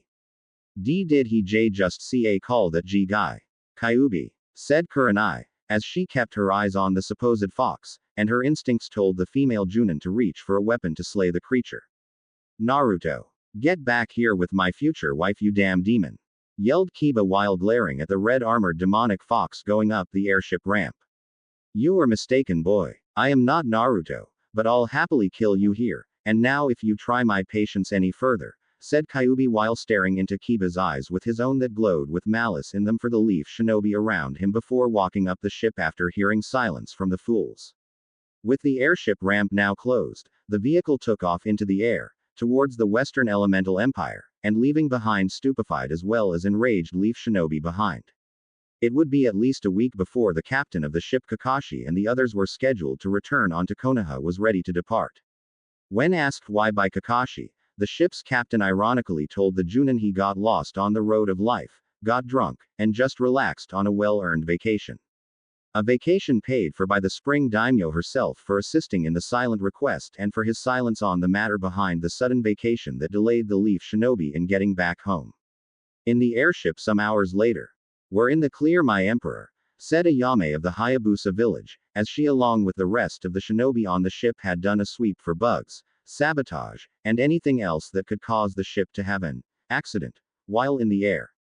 Of course, Kyuubi was on the ship beforehand, but it was a protocol that Naruto had put into place in case the fox wasn't there to always watch his back and ensure security.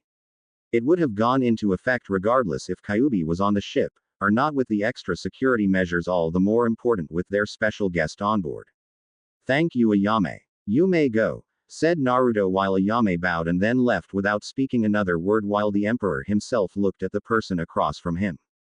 Hyuga Hinata. If Kami did exist, then it was a she, and forged this woman before him to be her avatar to represent her. And if by chance Kami was in fact a guy, well, then it just proved Kami was a big damn pervert, and Naruto had somehow gotten in with the deity's good graces to have Hinata with him now. Hinata was a stunner. Pure and simple. Every guy that saw her for the first time must have walked into something when they turned their heads to keep staring. The shapely creamy legs that his blue eyes could admire forever, as the pants she wore were tight, stopping a bit more above the ankle, and a heavy coat he knew was done to keep people from looking at her well-developed chest. Her face would make angels jealous. Hinata's long blue hair had a shine to it that in a way, would make the finest silk in the world look like dirty mud-covered hay, and it flowed all the way down to the small of her back. She was magnificent. You've grown up, Naruto-kun, said Hinata before she paled at not addressing him as emperor while the Uzumaki before her just smiled behind his mask. It's all right, Hinata-chan. Every one of my men and women that serve me know how I feel about you. How you feel about me. There is no need to address me by my title. Just be yourself, said Naruto, as he removed his helmet and mask to reveal the face behind it to Hinata. Oh. Wow, said Hinata before she fainted at the sight of seeing his face onto the couch she was sitting on with that face-covering blush. Some things never change, said Naruto with a chuckle before walking over to the couch Hinata was on and sat down gently on the side she didn't fall sideways on. After a bit of prodding of the woman's side, Hinata finally awoke, thinking what she had just witnessed mere seconds ago was a dream, maybe nightmare depending on your point of view of seeing it, and had woken up from that place to be in a living nightmare. Only when she saw herself in an airship, heading to the Empire, and Naruto sitting right beside her on the couch did she realize, it wasn't a nightmare. It was for real. This isn't a dream. This isn't a dream. This isn't a dream. This isn't a dream, said Hinata, as she squealed in delight, and hugged Naruto with all the strength she had. No, Hinata, it's not. It's all right. You're safe now, said Naruto while holding the woman in his arms. If only that were true. When Kurenai along with the others get back to Konoha, they will report back of me missing, and then use the cage bird seal to, said Hinata, as she started to cry, and hugged him tighter. To kill you. I know about everything. I wanted to come for you. I wanted to send some of my best agents, who I trust without question to protect me, retrieve you from Konoha, and come back here so we could be happy together. All I can really do is say that I'm sorry for not getting you sooner, said Naruto, as he had wanted to so desperately get Hinata out of Konoha, but his duties with the Empire, and the fact the girl now woman was always kept close to home because of Kumo's increasingly aggressive nature in wanting the Byakugan provided poor timing. It's not your fault, Naruto-kun. I should have run away with you. Or later on when I was strong enough to escape before they branded me with the cage bird seal, said Hinata while feeling him slowly remove her headband and she instinctively tried to stop him.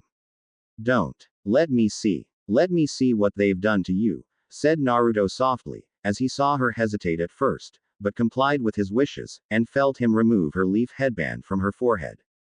To reveal the cage bird seal in all of its ugly glory.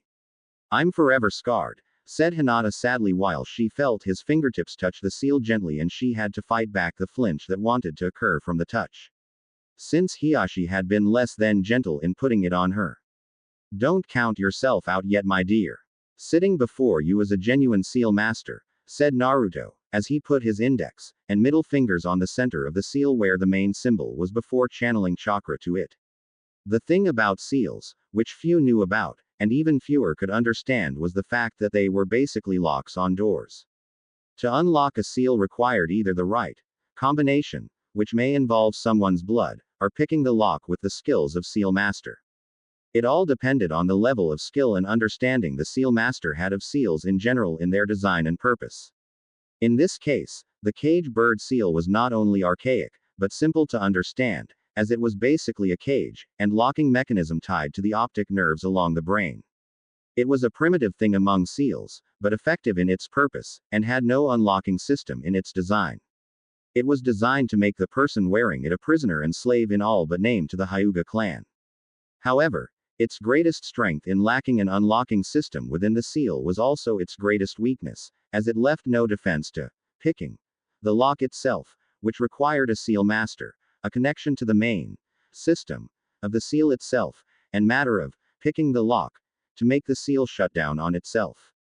The seal had no real defense against someone attacking the system behind its design, which monitored the seal's purpose and overall function. Once the system behind the seal was accessed, a seal master could do whatever he or she wanted to the settings of the seal itself. In Hinata's case, it was shutting it down without the power behind it. Basically, taking the purpose behind the seal and just turn it into a simple removable paint job on her forehead. With simple subtle movements of his fingertips, Naruto picked the lock on the cage bird seal, his mind accessing the system behind the seal, and basically tricked it into believing it had done its secondary objective in sealing off the Byakugan. All it had to do now was power down and prepare for its own termination with a washcloth dipped in ink-removing liquid. Did it work? Said Hinata, as she felt a tingling sensation on her forehead when Naruto touched the seal, and it spiked slightly before ending shortly after the quick spike in the sensation. See for yourself, said Naruto using her own leaf headband to show the cage bird seal had lost its potency and all it required now was some scrubbing to get it removed. And it won't activate at all, said Hinata with Naruto smiling. No, I basically shut it down.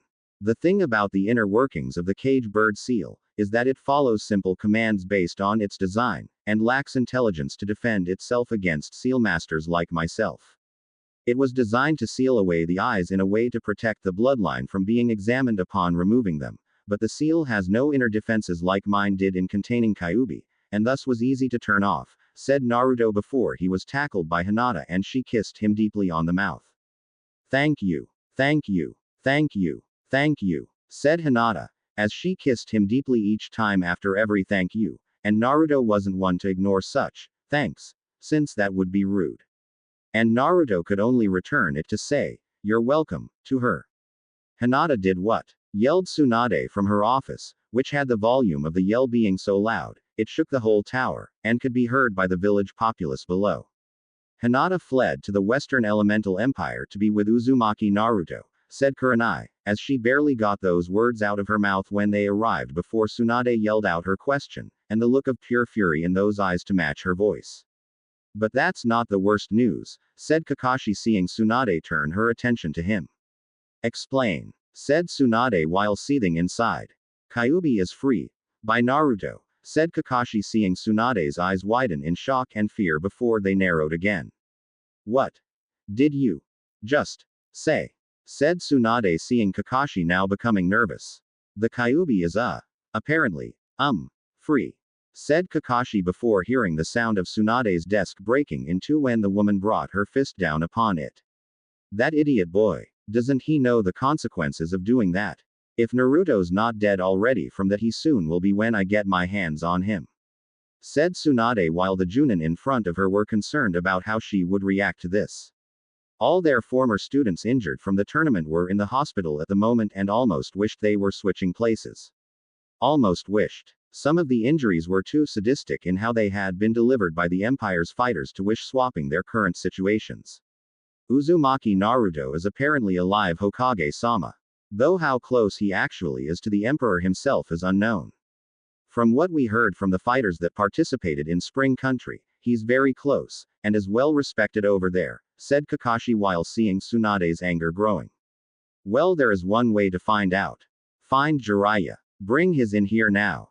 I need to talk to him. The councils, and the clan heads about this situation were now in, said Tsunade furiously with the three Junin nodding and leaving to get the Sannin before the Hokage blew her top. Tsunade-sama, you should really calm down, said Shizune, but the glare Tsunade sent her caused any further advice to halt in her throat, and take a step back. Calm down. Calm down. We've lost support from allies, our daimyo, and just now I learn Hyuga Hinata has left for the Empire.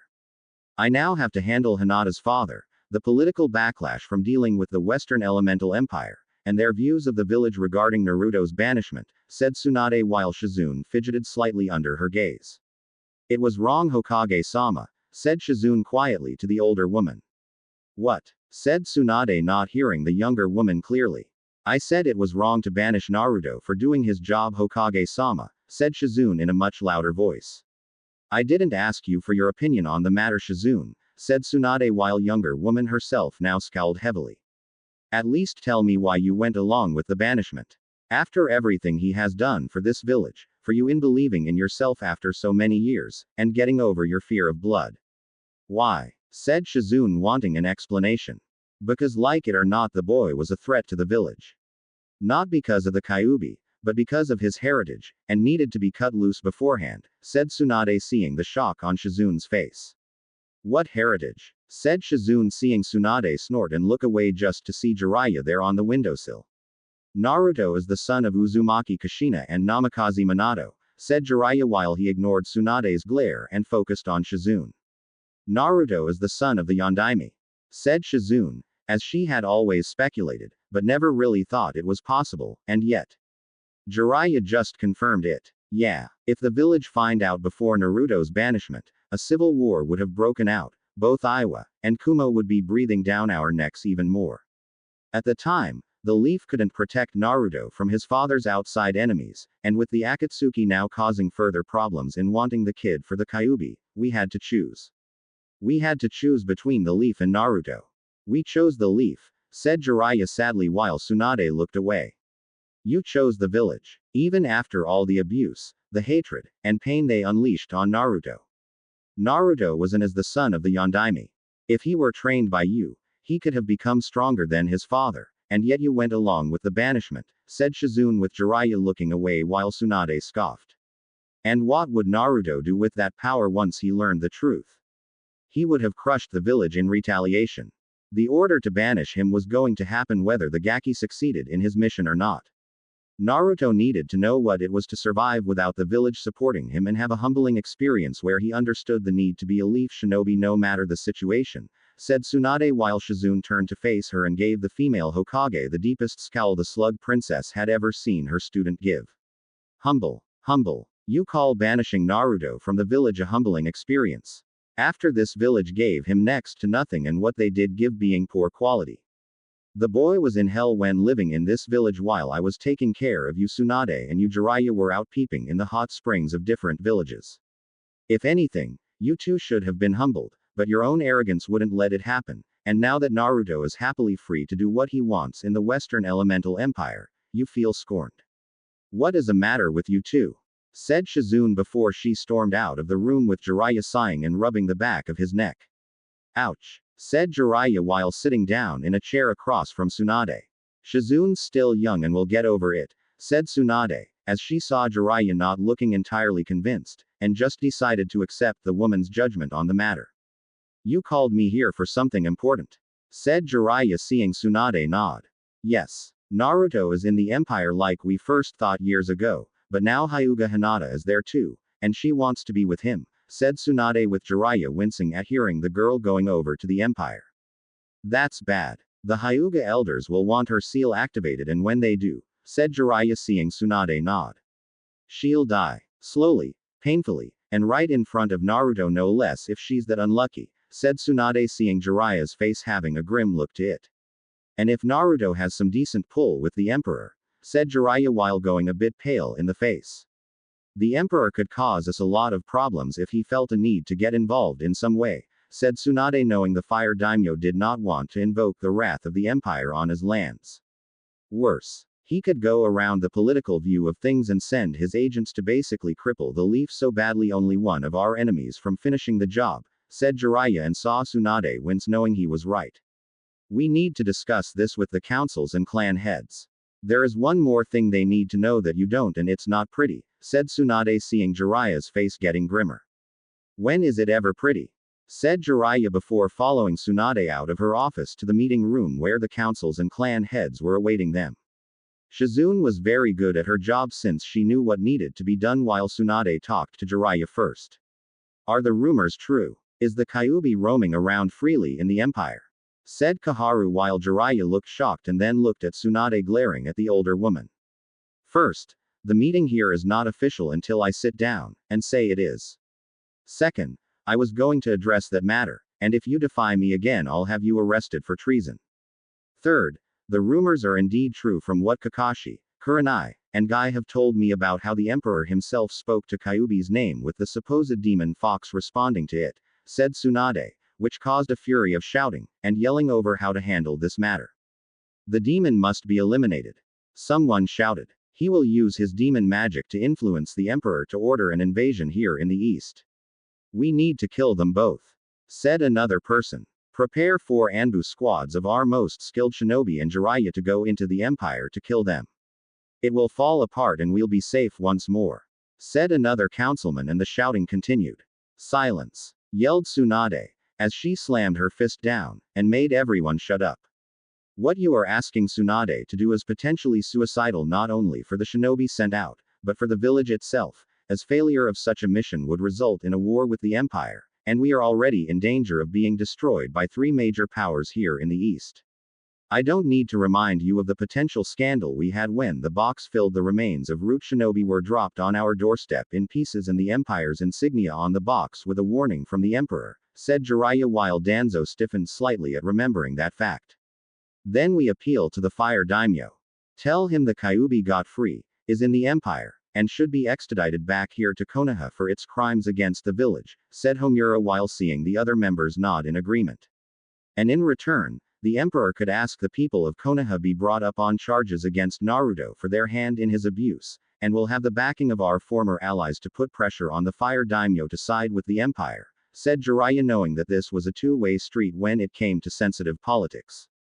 Someone always got screwed. What do you suggest we do? Sit here and do nothing, said Kaharu, as she saw Jiraiya shake his head, and could see he already had a plan. We need to handle this covertly. Look, the empire is stable enough that I can enter it without the risk of someone killing me just for being there, and at the very least I'll be arrested with the chance of facing the emperor himself on those charges. I talk to him, get some insight into the kind of man he is, and use my charm to convince him to let me go with a signed copy of one of my books to get the man onto our side, said Jiraiya with a confident grin, while Tsunade rolled her eyes. And just how do you intend to get the emperor on our side? He already knows about the Kyuubi, as the man has been in contact with the demon brat, and the demon himself for roughly 6 years. The chances of him hearing you out are very slim, Jiraiya, said Danzo, as he saw Jiraiya shrug, since it was a risk, and shinobi take risks every day. I'll think of something. At best, I can convince the emperor to hand over Hinata, and let this whole ugly business be left alone, since provoking him over Kyuubi seems like a rush to death. If anything, I should try to ask for the empire to ally with us, and keep our own enemies off our back. Not to mention, if successful, it could gain us our old alliances back to further make Orochimaru and the other shinobi villages trying to batter down our doors, said Jiraiya, seeing the people in the room nod in understanding. Hiyashi-sama, you've been awfully quiet throughout this meeting. I half expected you to throw a temper tantrum over the loss of your daughter, said Tsunade, seeing the Hyuga was surprisingly calm. I sensed my daughter might try something like this with the emperor, so after the group leaving was late returning home, I personally activated Hinata's cage bird seal, and left the empire a pathetic weak corpse. The only thing that demon brat has now is an empty lifeless body, said Hiyashi with a smirk on his face at the victory over his daughter and the man she loved. Thanks a lot, Hiyashi-san. You've just made my mission so much easier, said Jiraiya sarcastically, while the Hyuga grimaced, knowing he was right. You have your mission, Jiraiya. Go with a team I'll send with you to talk to the emperor, convince him to return Hinata's body to us, and at the very least, bring Naruto back here to Konoha, said Tsunade, while those in the room were grumbling in disgust at how they didn't need the demon brat in the first place and it was foolish to try. Imperial Palace. Days later, Hinata was in the royal gardens of the Imperial Palace, loving the flowers that were in it, as they seemed to exotic, rare, and filled with life. It was heaven on earth, and that was truer with Naruto here in the palace. Naruto had expressed how much he missed her, how much her words meant to him over the years, during the hard battles, the fights, and the near-death experiences he had when fighting to unite the land into what was now the Empire.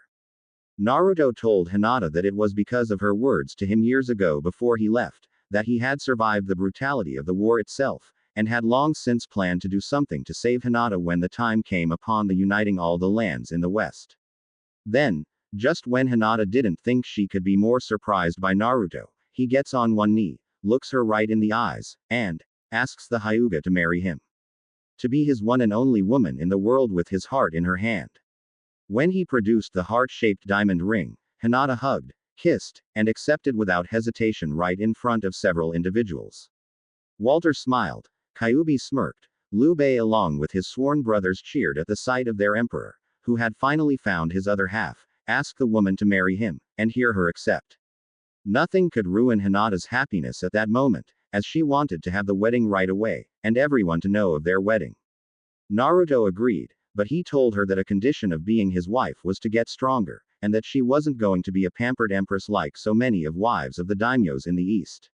Many of them had never had a hard day's work in their lives, having servants do the chores, never working hard, or heavy labor when required. Hinata accepted the condition without hesitation, as she had wanted to be strong from the start, and wasn't going to stop until she was second if not tied for first only to her husband in terms of strength. So Naruto had Hinata training with some of the Empire's best female fighters like Tifa Lockhart and Chun-Li for Taijutsu training. From the Southern Water Division, Naruto had a woman named Katara help Hinata with mastering her own water affinity, and learning new ways of healing using water itself when mixed with chakra that was properly attuned to the element. "Are you enjoying yourself, Empress Sama?" said Yoko Kurama, a fox demon with great skill, and deadly precision in everything he did. "Oh yes. Thank you for asking, Kurama-san. Your flowers in the garden are so beautiful," said Hinata, as she noticed Kurama was in his more humanized state, and wondered why that was since she didn't mind the more fox-like form. "Thank you for the compliment, Empress Sama. The Emperor himself said you would like the garden and I am pleased to see he was right," said Kurama bowing to the Hyuga. "There is no need to be so formal, Kurama-san. I'm not the Empress yet. Even still, I wish us to speak normally since I am your friend, and you are mine, correct?" said Hinata, as she saw the brief look of surprise on Kurama's face for a second before it became a gentle smile, and saw him nod. "I would like that very much," said Kurama, as he knew without a doubt in his mind that Naruto had chosen his wife, and Empress wisely. "May I ask why you are here, Kurama-san?" said Hinata, knowing the man, or rather fox demon, was here for a reason. "Yes, I'm afraid that news has come of a traveler, who wishes to speak to the Emperor, and this man wishes to talk to your future husband about you," said Kurama, seeing the Hyuga girl's eyes widen. "Me? Did the traveler say his name?" said Hinata, seeing Kurama nod, though he didn't look happy about it. "His name is Jiraiya of the Sannin. He was in the company of a few Konoha shinobi that were his escort here. They were your age or around it, with some being even older. I can only guess they were either your classmates, they graduated a year ahead of you, or some of the more veteran shinobi from the Leaf," said Kurama, seeing Hinata nod understand. "Is my future husband speaking to Jiraiya now?" said Hinata, seeing Kurama shake his head in a negative way. "No. Naruto has been stalling Jiraiya and his escort while keeping a close eye on them should some of them wander off where they shouldn't. He requests you join him in the royal audience chambers for this meeting with them, and to let you know Kyuubi will also be attending for his own reasons," said Kurama, as he saw Hinata smirk, and knew that she knew the Emperor had a plan up his sleeve to make the Konoha shinobi really piss themselves. "I shouldn't keep my future husband waiting, now should I?" said Hinata, with Kurama also smirking, as he extended his hand, which Hinata took while he escorted her to the royal audience chamber, and sit by her lover before he addressed the Leaf shinobi a few rooms away. "Waiting room with Jiraiya and group. Fancy place the Emperor's got here. Not too showy, but not too simplistic either, and the female help aren't bad looking either. Who wants to bet he's banged at least one of them just for the fun of it?" said Kiba, now fully healed with Akamaru by his side. "Just make sure your dog doesn't mark anything here, Kiba. We're guests here. The fewer to no P markings this place has from Akamaru, the better chance we have of this little meeting with the Emperor going smoothly, and avoid the chopping block," said Jiraiya, seeing Kiba nod and gave a look to Akamaru. "I'll be respectful to the Emperor, but if Naruto's around," said Sakura, as she had every intention of smashing her fist through Naruto's skull, and make his brains turn to mush. "Don't, Sakura. Naruto has a great deal of favor with the Emperor and the respect of the people in the Empire. To strike him would spark further tensions we can't afford," said Kakashi to his former student. "Of course he does. You saw the demon in Spring Country after the tournament was over, Kakashi-san. If given the chance, I'd rip his throat out, and mount his head on my wall back home," said Kiba angrily at the idea of the demon having his woman. "Behave yourself, Kiba. We don't know the position Kyuubi has with the Emperor. If you provoke either one, we may not return to Konoha alive, and that will severely weaken the village, said Kurenai, knowing the Inuzuka was pissed off about Hinata not only being here, but now dead thanks to her cage bird seal being activated, and her last moments no doubt being with Naruto. I'll try. But if this emperor guy is some snooty, I'm better than you, kind of guy, then I say the hell with being nice, and just tell him to screw off, said Kiba while his former sensei sighed at his brashness. I doubt he is like that, Kiba. This man forged an empire out of the West through warfare and is no doubt keeping his skills sharp to avoid being removed from power. It is what leaders of an empire do after all, said Shino while having been told beforehand by a man named Walter that his bugs would not be tolerated flying around the imperial palace and would result in immediate punishment in the loss of one of the Abarame's limbs for each bug the butler claimed could be tracked back him if floating around. Shino didn't doubt it, so his bugs, out of their own form of self-preservation, and his own had decided to stay within Aburame until they were out of the imperial palace. Which means none of you bakas are going to do anything stupid. Got it, said Anko, as she saw the younger shinobi in the room nod, and the door near her opened to reveal a young man with long red hair wearing well-dressed clothing.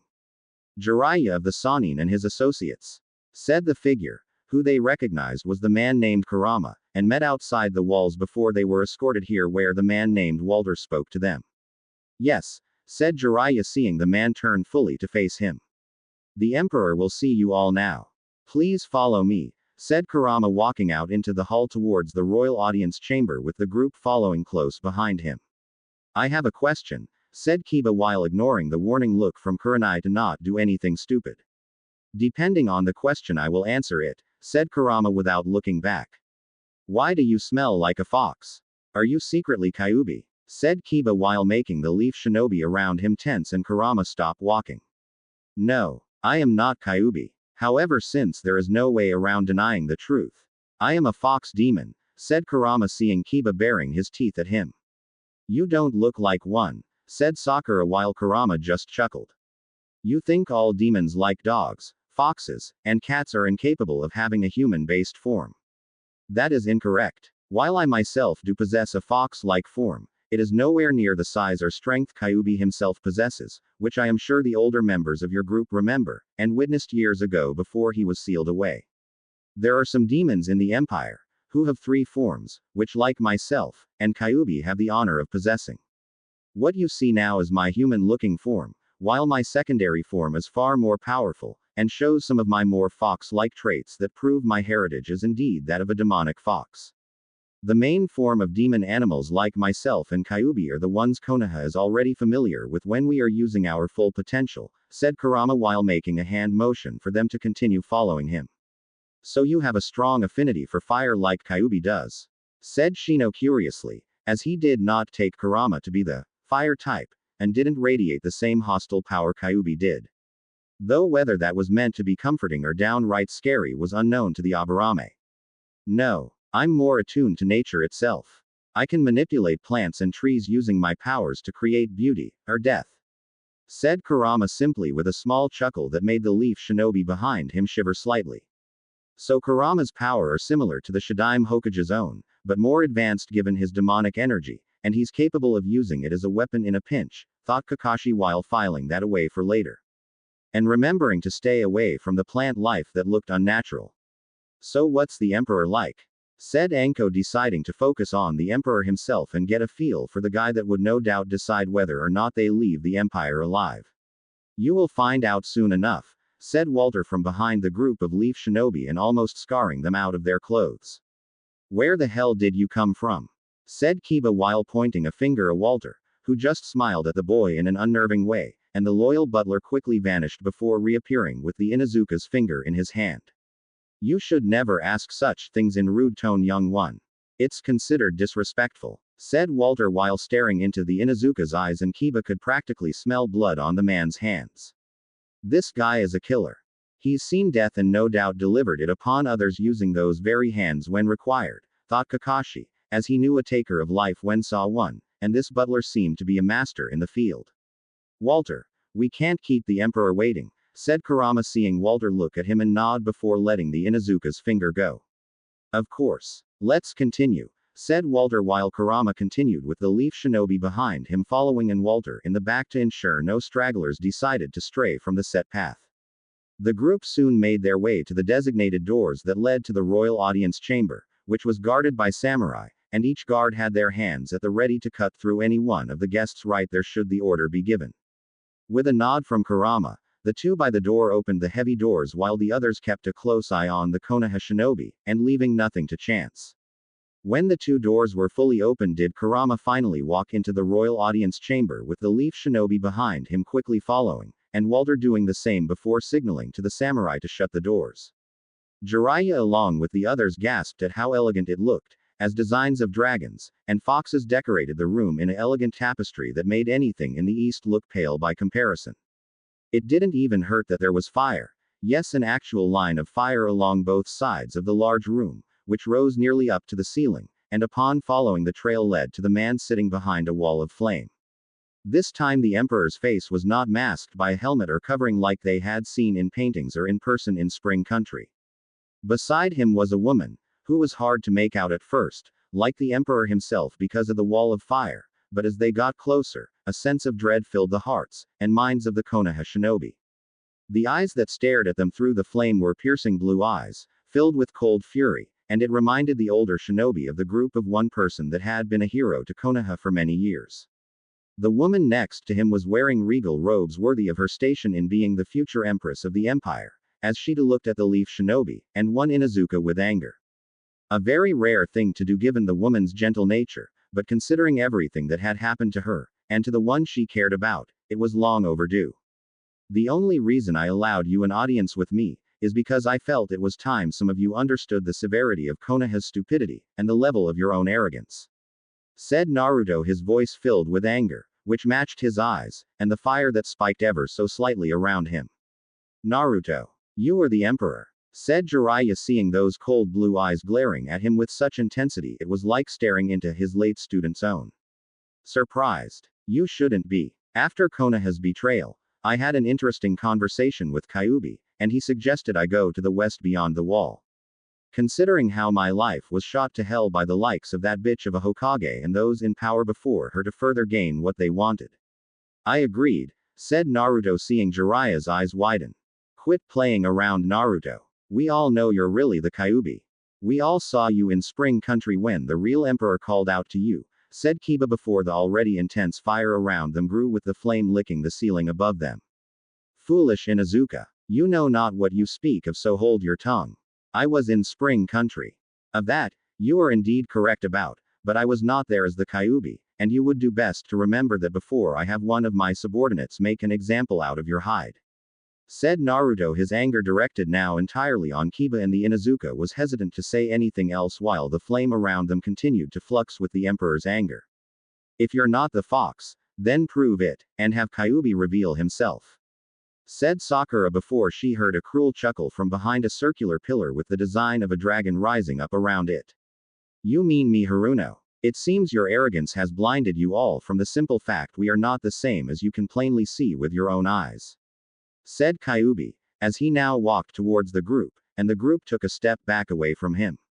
If you're the Kyuubi, then that means, said Sakura, as she turned from looking at the demon fox to Naruto, and then back again before staring at Naruto in horror. At last, you all finally understand, and the painful truth has been revealed. Said Naruto with a cruel grin on his face aimed at her and then at the others. But, Mom said. She said Kyuubi and Naruto were one and the same. Said Kiba in shock at seeing his whole perception of reality he had been raised into believing was true become shattered in a single moment. You don't believe Naruto still? Kurama. Stab me, said Kyuubi before seeing Kurama look to the emperor for permission, and when Naruto nodded did the other fox demon comply. Using his rose whip, Kurama pierced Kyuubi's shoulder with it, a wound that the more powerful fox simply ignored when struck, and further proved he wasn't just some weak shadow clone of Naruto under a henge disguise to deceive them. When Kurama pulled his weapon out, he bowed apologetically to him, and then to the emperor himself before turning it back into a rose. As you can see, the proof, as they say Kiba, is in the blood, and the truth that was never made known to everyone in the first place because of the scandal it would cause. You know what I mean, Don't you, my godfather? Said Naruto to Jiraiya, who looked guilty in a way a child did in being caught with his hand in a cookie jar, and lying despite the truth to the contrary. So you know, huh? Said Jiraiya while the fire spiked around him and Naruto's blue eyes narrowed dangerously. Of course he knows, fool. Who do you think told him? Who do you think told him the biggest secret ever kept from him? You know the one. It was kept from him even longer than my sealing into his body. Said Kyuubi seeing Jiraiya's face go deathly pale. What secret? Said Kurenai seeing Kakashi and Jiraiya flinch while Naruto's anger once more spiked at seeing the former react. A secret known to a select few. A select few, who were trusted to do their duty, and yet they chose to betray the man entrusting them with it, said Naruto angrily while Jiraiya and Kakashi looked down in shame. I don't suppose you care to tell us. Said Anko while hoping he would since she like most of them was in the dark about this hidden secret. The secret known to a select few is who my father is. Though considering the last name I had for most of my life, you would think the one muscle the leaf hasn't used in a while would work again, and figure it out, said Naruto with most of the group still didn't know what he was talking about. Your last name was Uzumaki. So what? Said Kiba before Kurenai smacked him on the back of his head. That was my mother's last name. If anyone growing up around my father's time here used their brains, they would understand there was only one Uzumaki in Konoha at the time before I was born, and they know who she married. Said Naruto seeing the older adults of the group stiffen and could practically feel the cold shiver that ran down their spinal columns. Uzumaki Kushina, said Kurenai, as she had met the woman a few times, and wondered how it was she missed the painful truth about who Naruto's mother was with the man's father being equally painful. What's the significance of some woman with the same last name as him?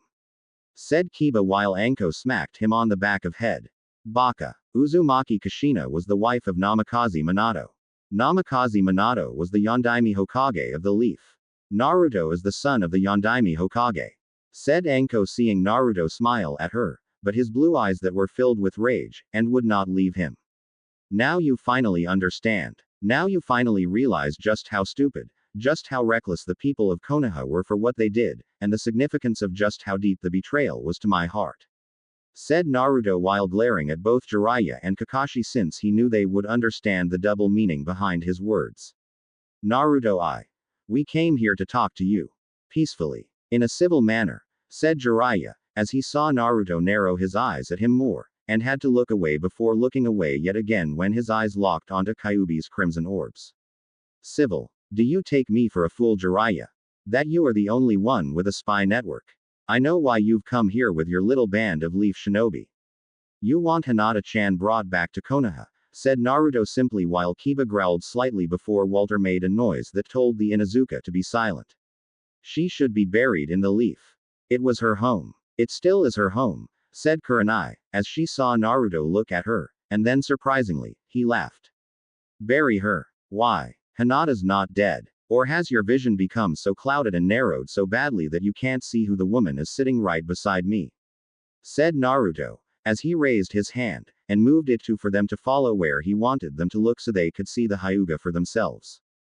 Hinata, said Kurenai, as she could barely see past the fire, and thus had not seen her former student's face in the process. Give me back my future wife. Said Kiba before a firm hand was put on his shoulder by Walter, and the butler squeezed hard while telling the Inuzuka's dog to know his place in not interfering. No, said Naruto simply while Kiba struggled between growling in anger and gritting his teeth in pain from Walter's grip.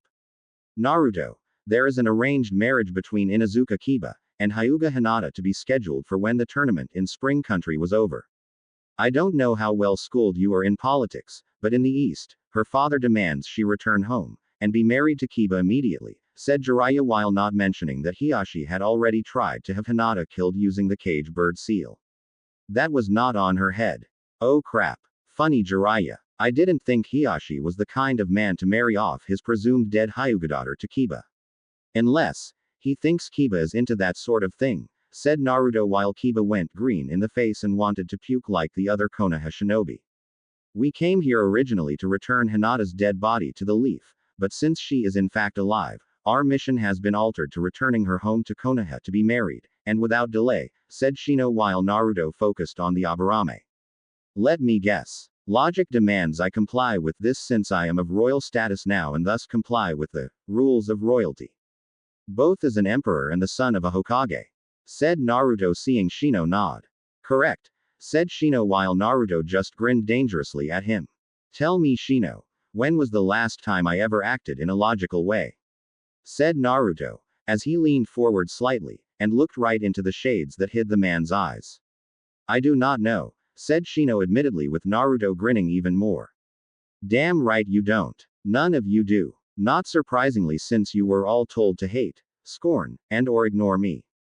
So tell me again why should I follow the rules of the East when I am in the West, and going to be married to this wonderful caring woman sitting by my side?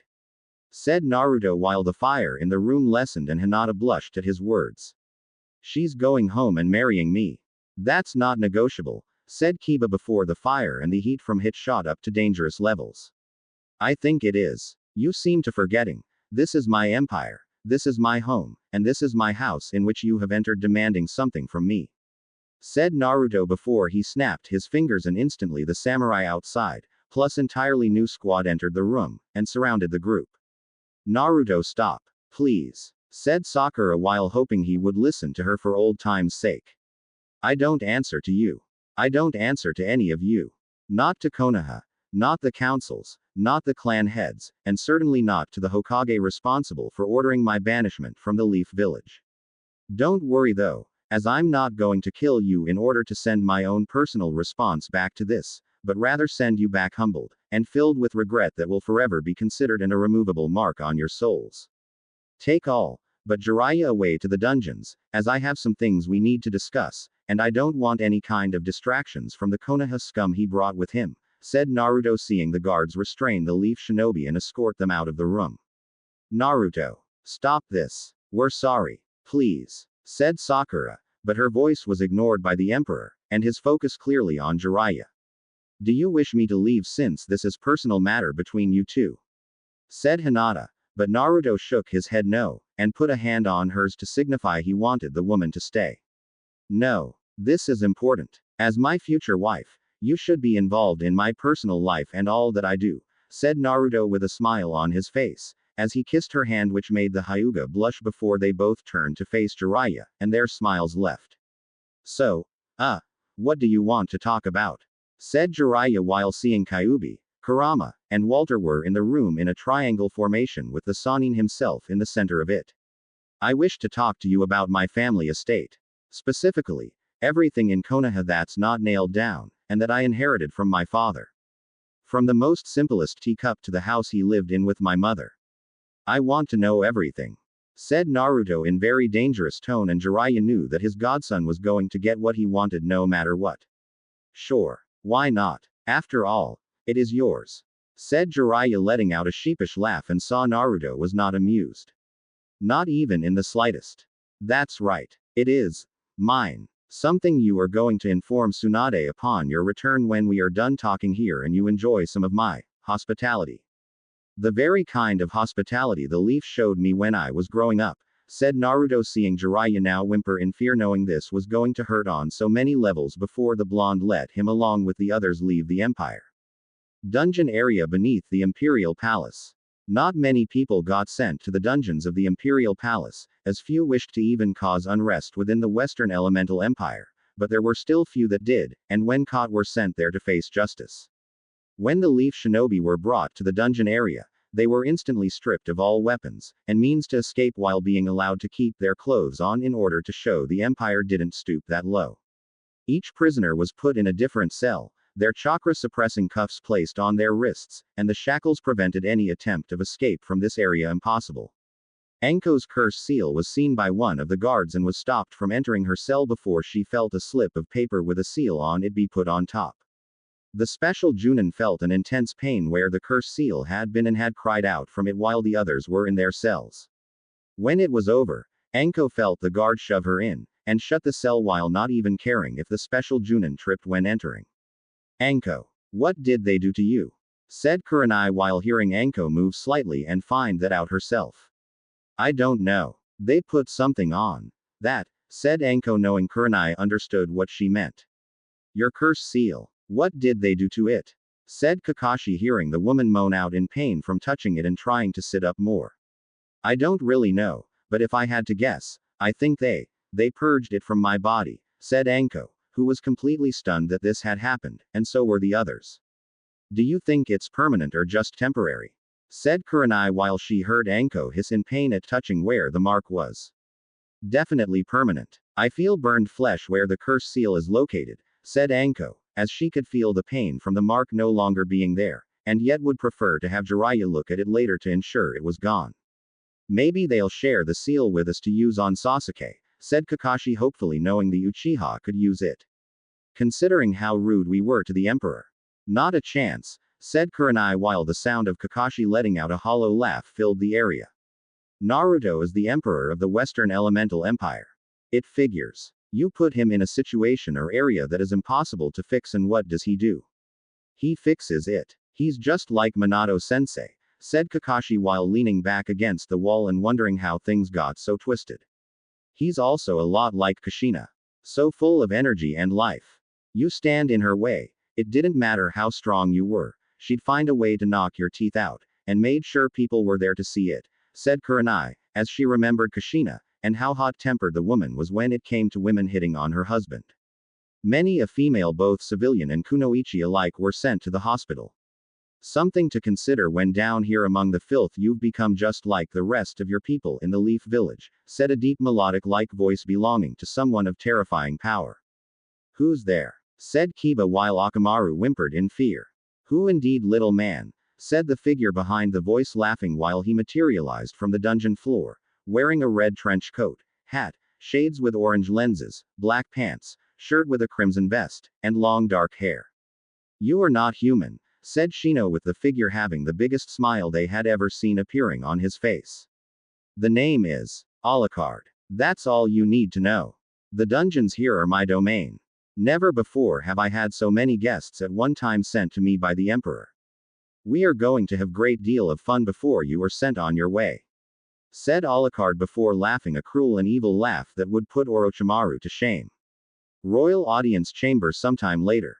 Jiraiya was thrown across the room by the punch delivered to his body, skidding across the floor thanks to the hands of Kyuubi, and his level of brutality in hurting the Sannin.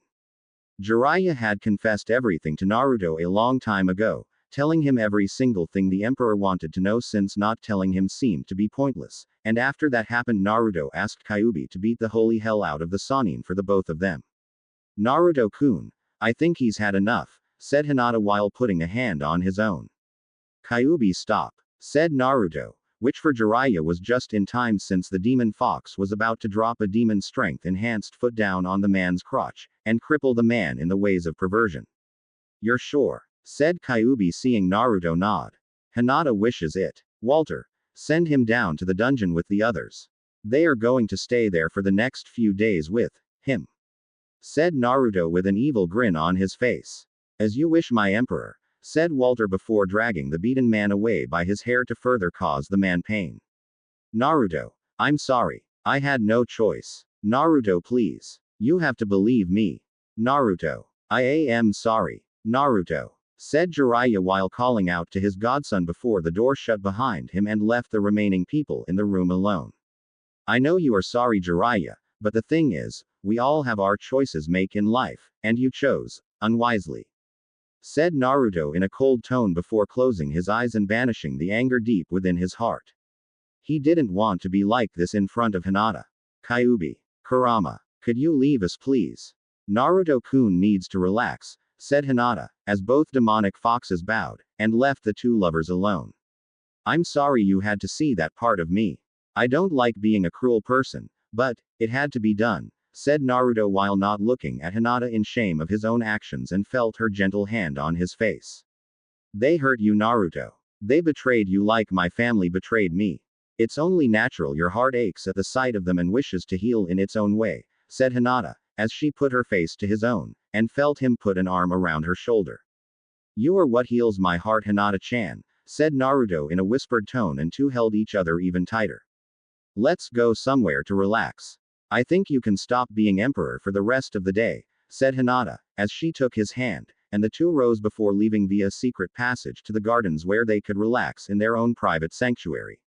A few days later, the shinobi from Konoha looked, for the lack of a better word, an utter wreck. They had not slept much since their time in the dungeons, looking more like bums off the streets one found within the slums of society than shinobi, and the look in their eyes spoke of broken spirits. Each one went through nightmare upon nightmare at the hands of Alucard and his promising fledgling of a student, Sarah's Victoria, learning from the experience. The woman had blonde hair with blue eyes, which further hit home for them since Sarah's could pass for being Naruto's sister without whisker marks, and when angry turned into crimson ones like Naruto's did when using Kyuubi's power. I trust returning to Konoha in your state won't be a problem, said Kyuubi, as he had seen fit to drop them off at the wall, and knew it would be a long road back since Earth Country along with Iwa stood in the way of getting back to Konoha. We'll manage it, said Jiraiya, as he had his legs broken the day before by Kyuubi, put them in casts, and was then given crutches to make it back home that way until Sakura could heal him. Kyuubi had forbidden her from doing it until they got back to the leaf. Good to know. Oh, just one more thing before you leave, and it concerns that woman you call Hokage, said Kyuubi before tossing Kakashi a scroll since Jiraiya was unable to do it and stay upright. What's this? Said Kakashi while trying some idea what was inside. Incentive for that bitch to comply with Naruto's demands and claims for what are his by birthright. The things Konoha will no doubt try to deny and or destroy before they ever hand them over to him. Which reminds me, Kakashi, hand over that kunai, said Kyuubi, seeing Kakashi stiffen slightly and look away. I don't know what you are talking about, said Kakashi before he felt Kyuubi's chakra flare around him. Don't test me, Hatake. You were given everything back to you earlier, but Alucard spoke to me of an unusual kunai in your possession, and when I asked him to describe it to me in detail, I knew what it was. Give it now, said Kyuubi with eyes that left no room for arguing. But Minato-sensei gave it to me as a gift when I became Junin, said Kakashi with a sense of defiance, but the demon fox took a step forward, and claws out ready to tear the man's heart out if he was denied one more time. A gift that you are unworthy of after abandoning the man's son. I find you are unworthy of being the Yondaime's student. I find you are unworthy of even being alive, and the only reason you're still breathing is because your sensei's son wishes it. Though why he does, I don't know, since it will only require one of you to send a verbal message to Konoha, and the dead bodies we send back should more than reinforce things. However, I trust Naruto completely, and if he wishes to show mercy by letting you all return, then so be it, said Kyuubi, knowing his former vessel had a motive to this madness and decided to go along with it. I understand, said Kakashi, as he handed the Hiraishin kunai that Minato gave him to Kyuubi, and felt a sense of loss in doing so. Glad we understand one another. Now get out of here before I decide to do something violent, said Kyuubi before pointing them in the direction Konoha would be after they traveled several hundred miles. With humble submissive bows, the Leaf Shinobi turned to face their side of the continent, and wondering if how they felt now would become worse after giving their report to the Hokage about their failure in this mission. What would the repercussions be? Would they face banishment too? If Naruto could be banished for succeeding, then what was the price to be paid for failing their village, and the Hokage? They could only hope the information they brought back would have enough value to prevent any such punishments from the Hokage.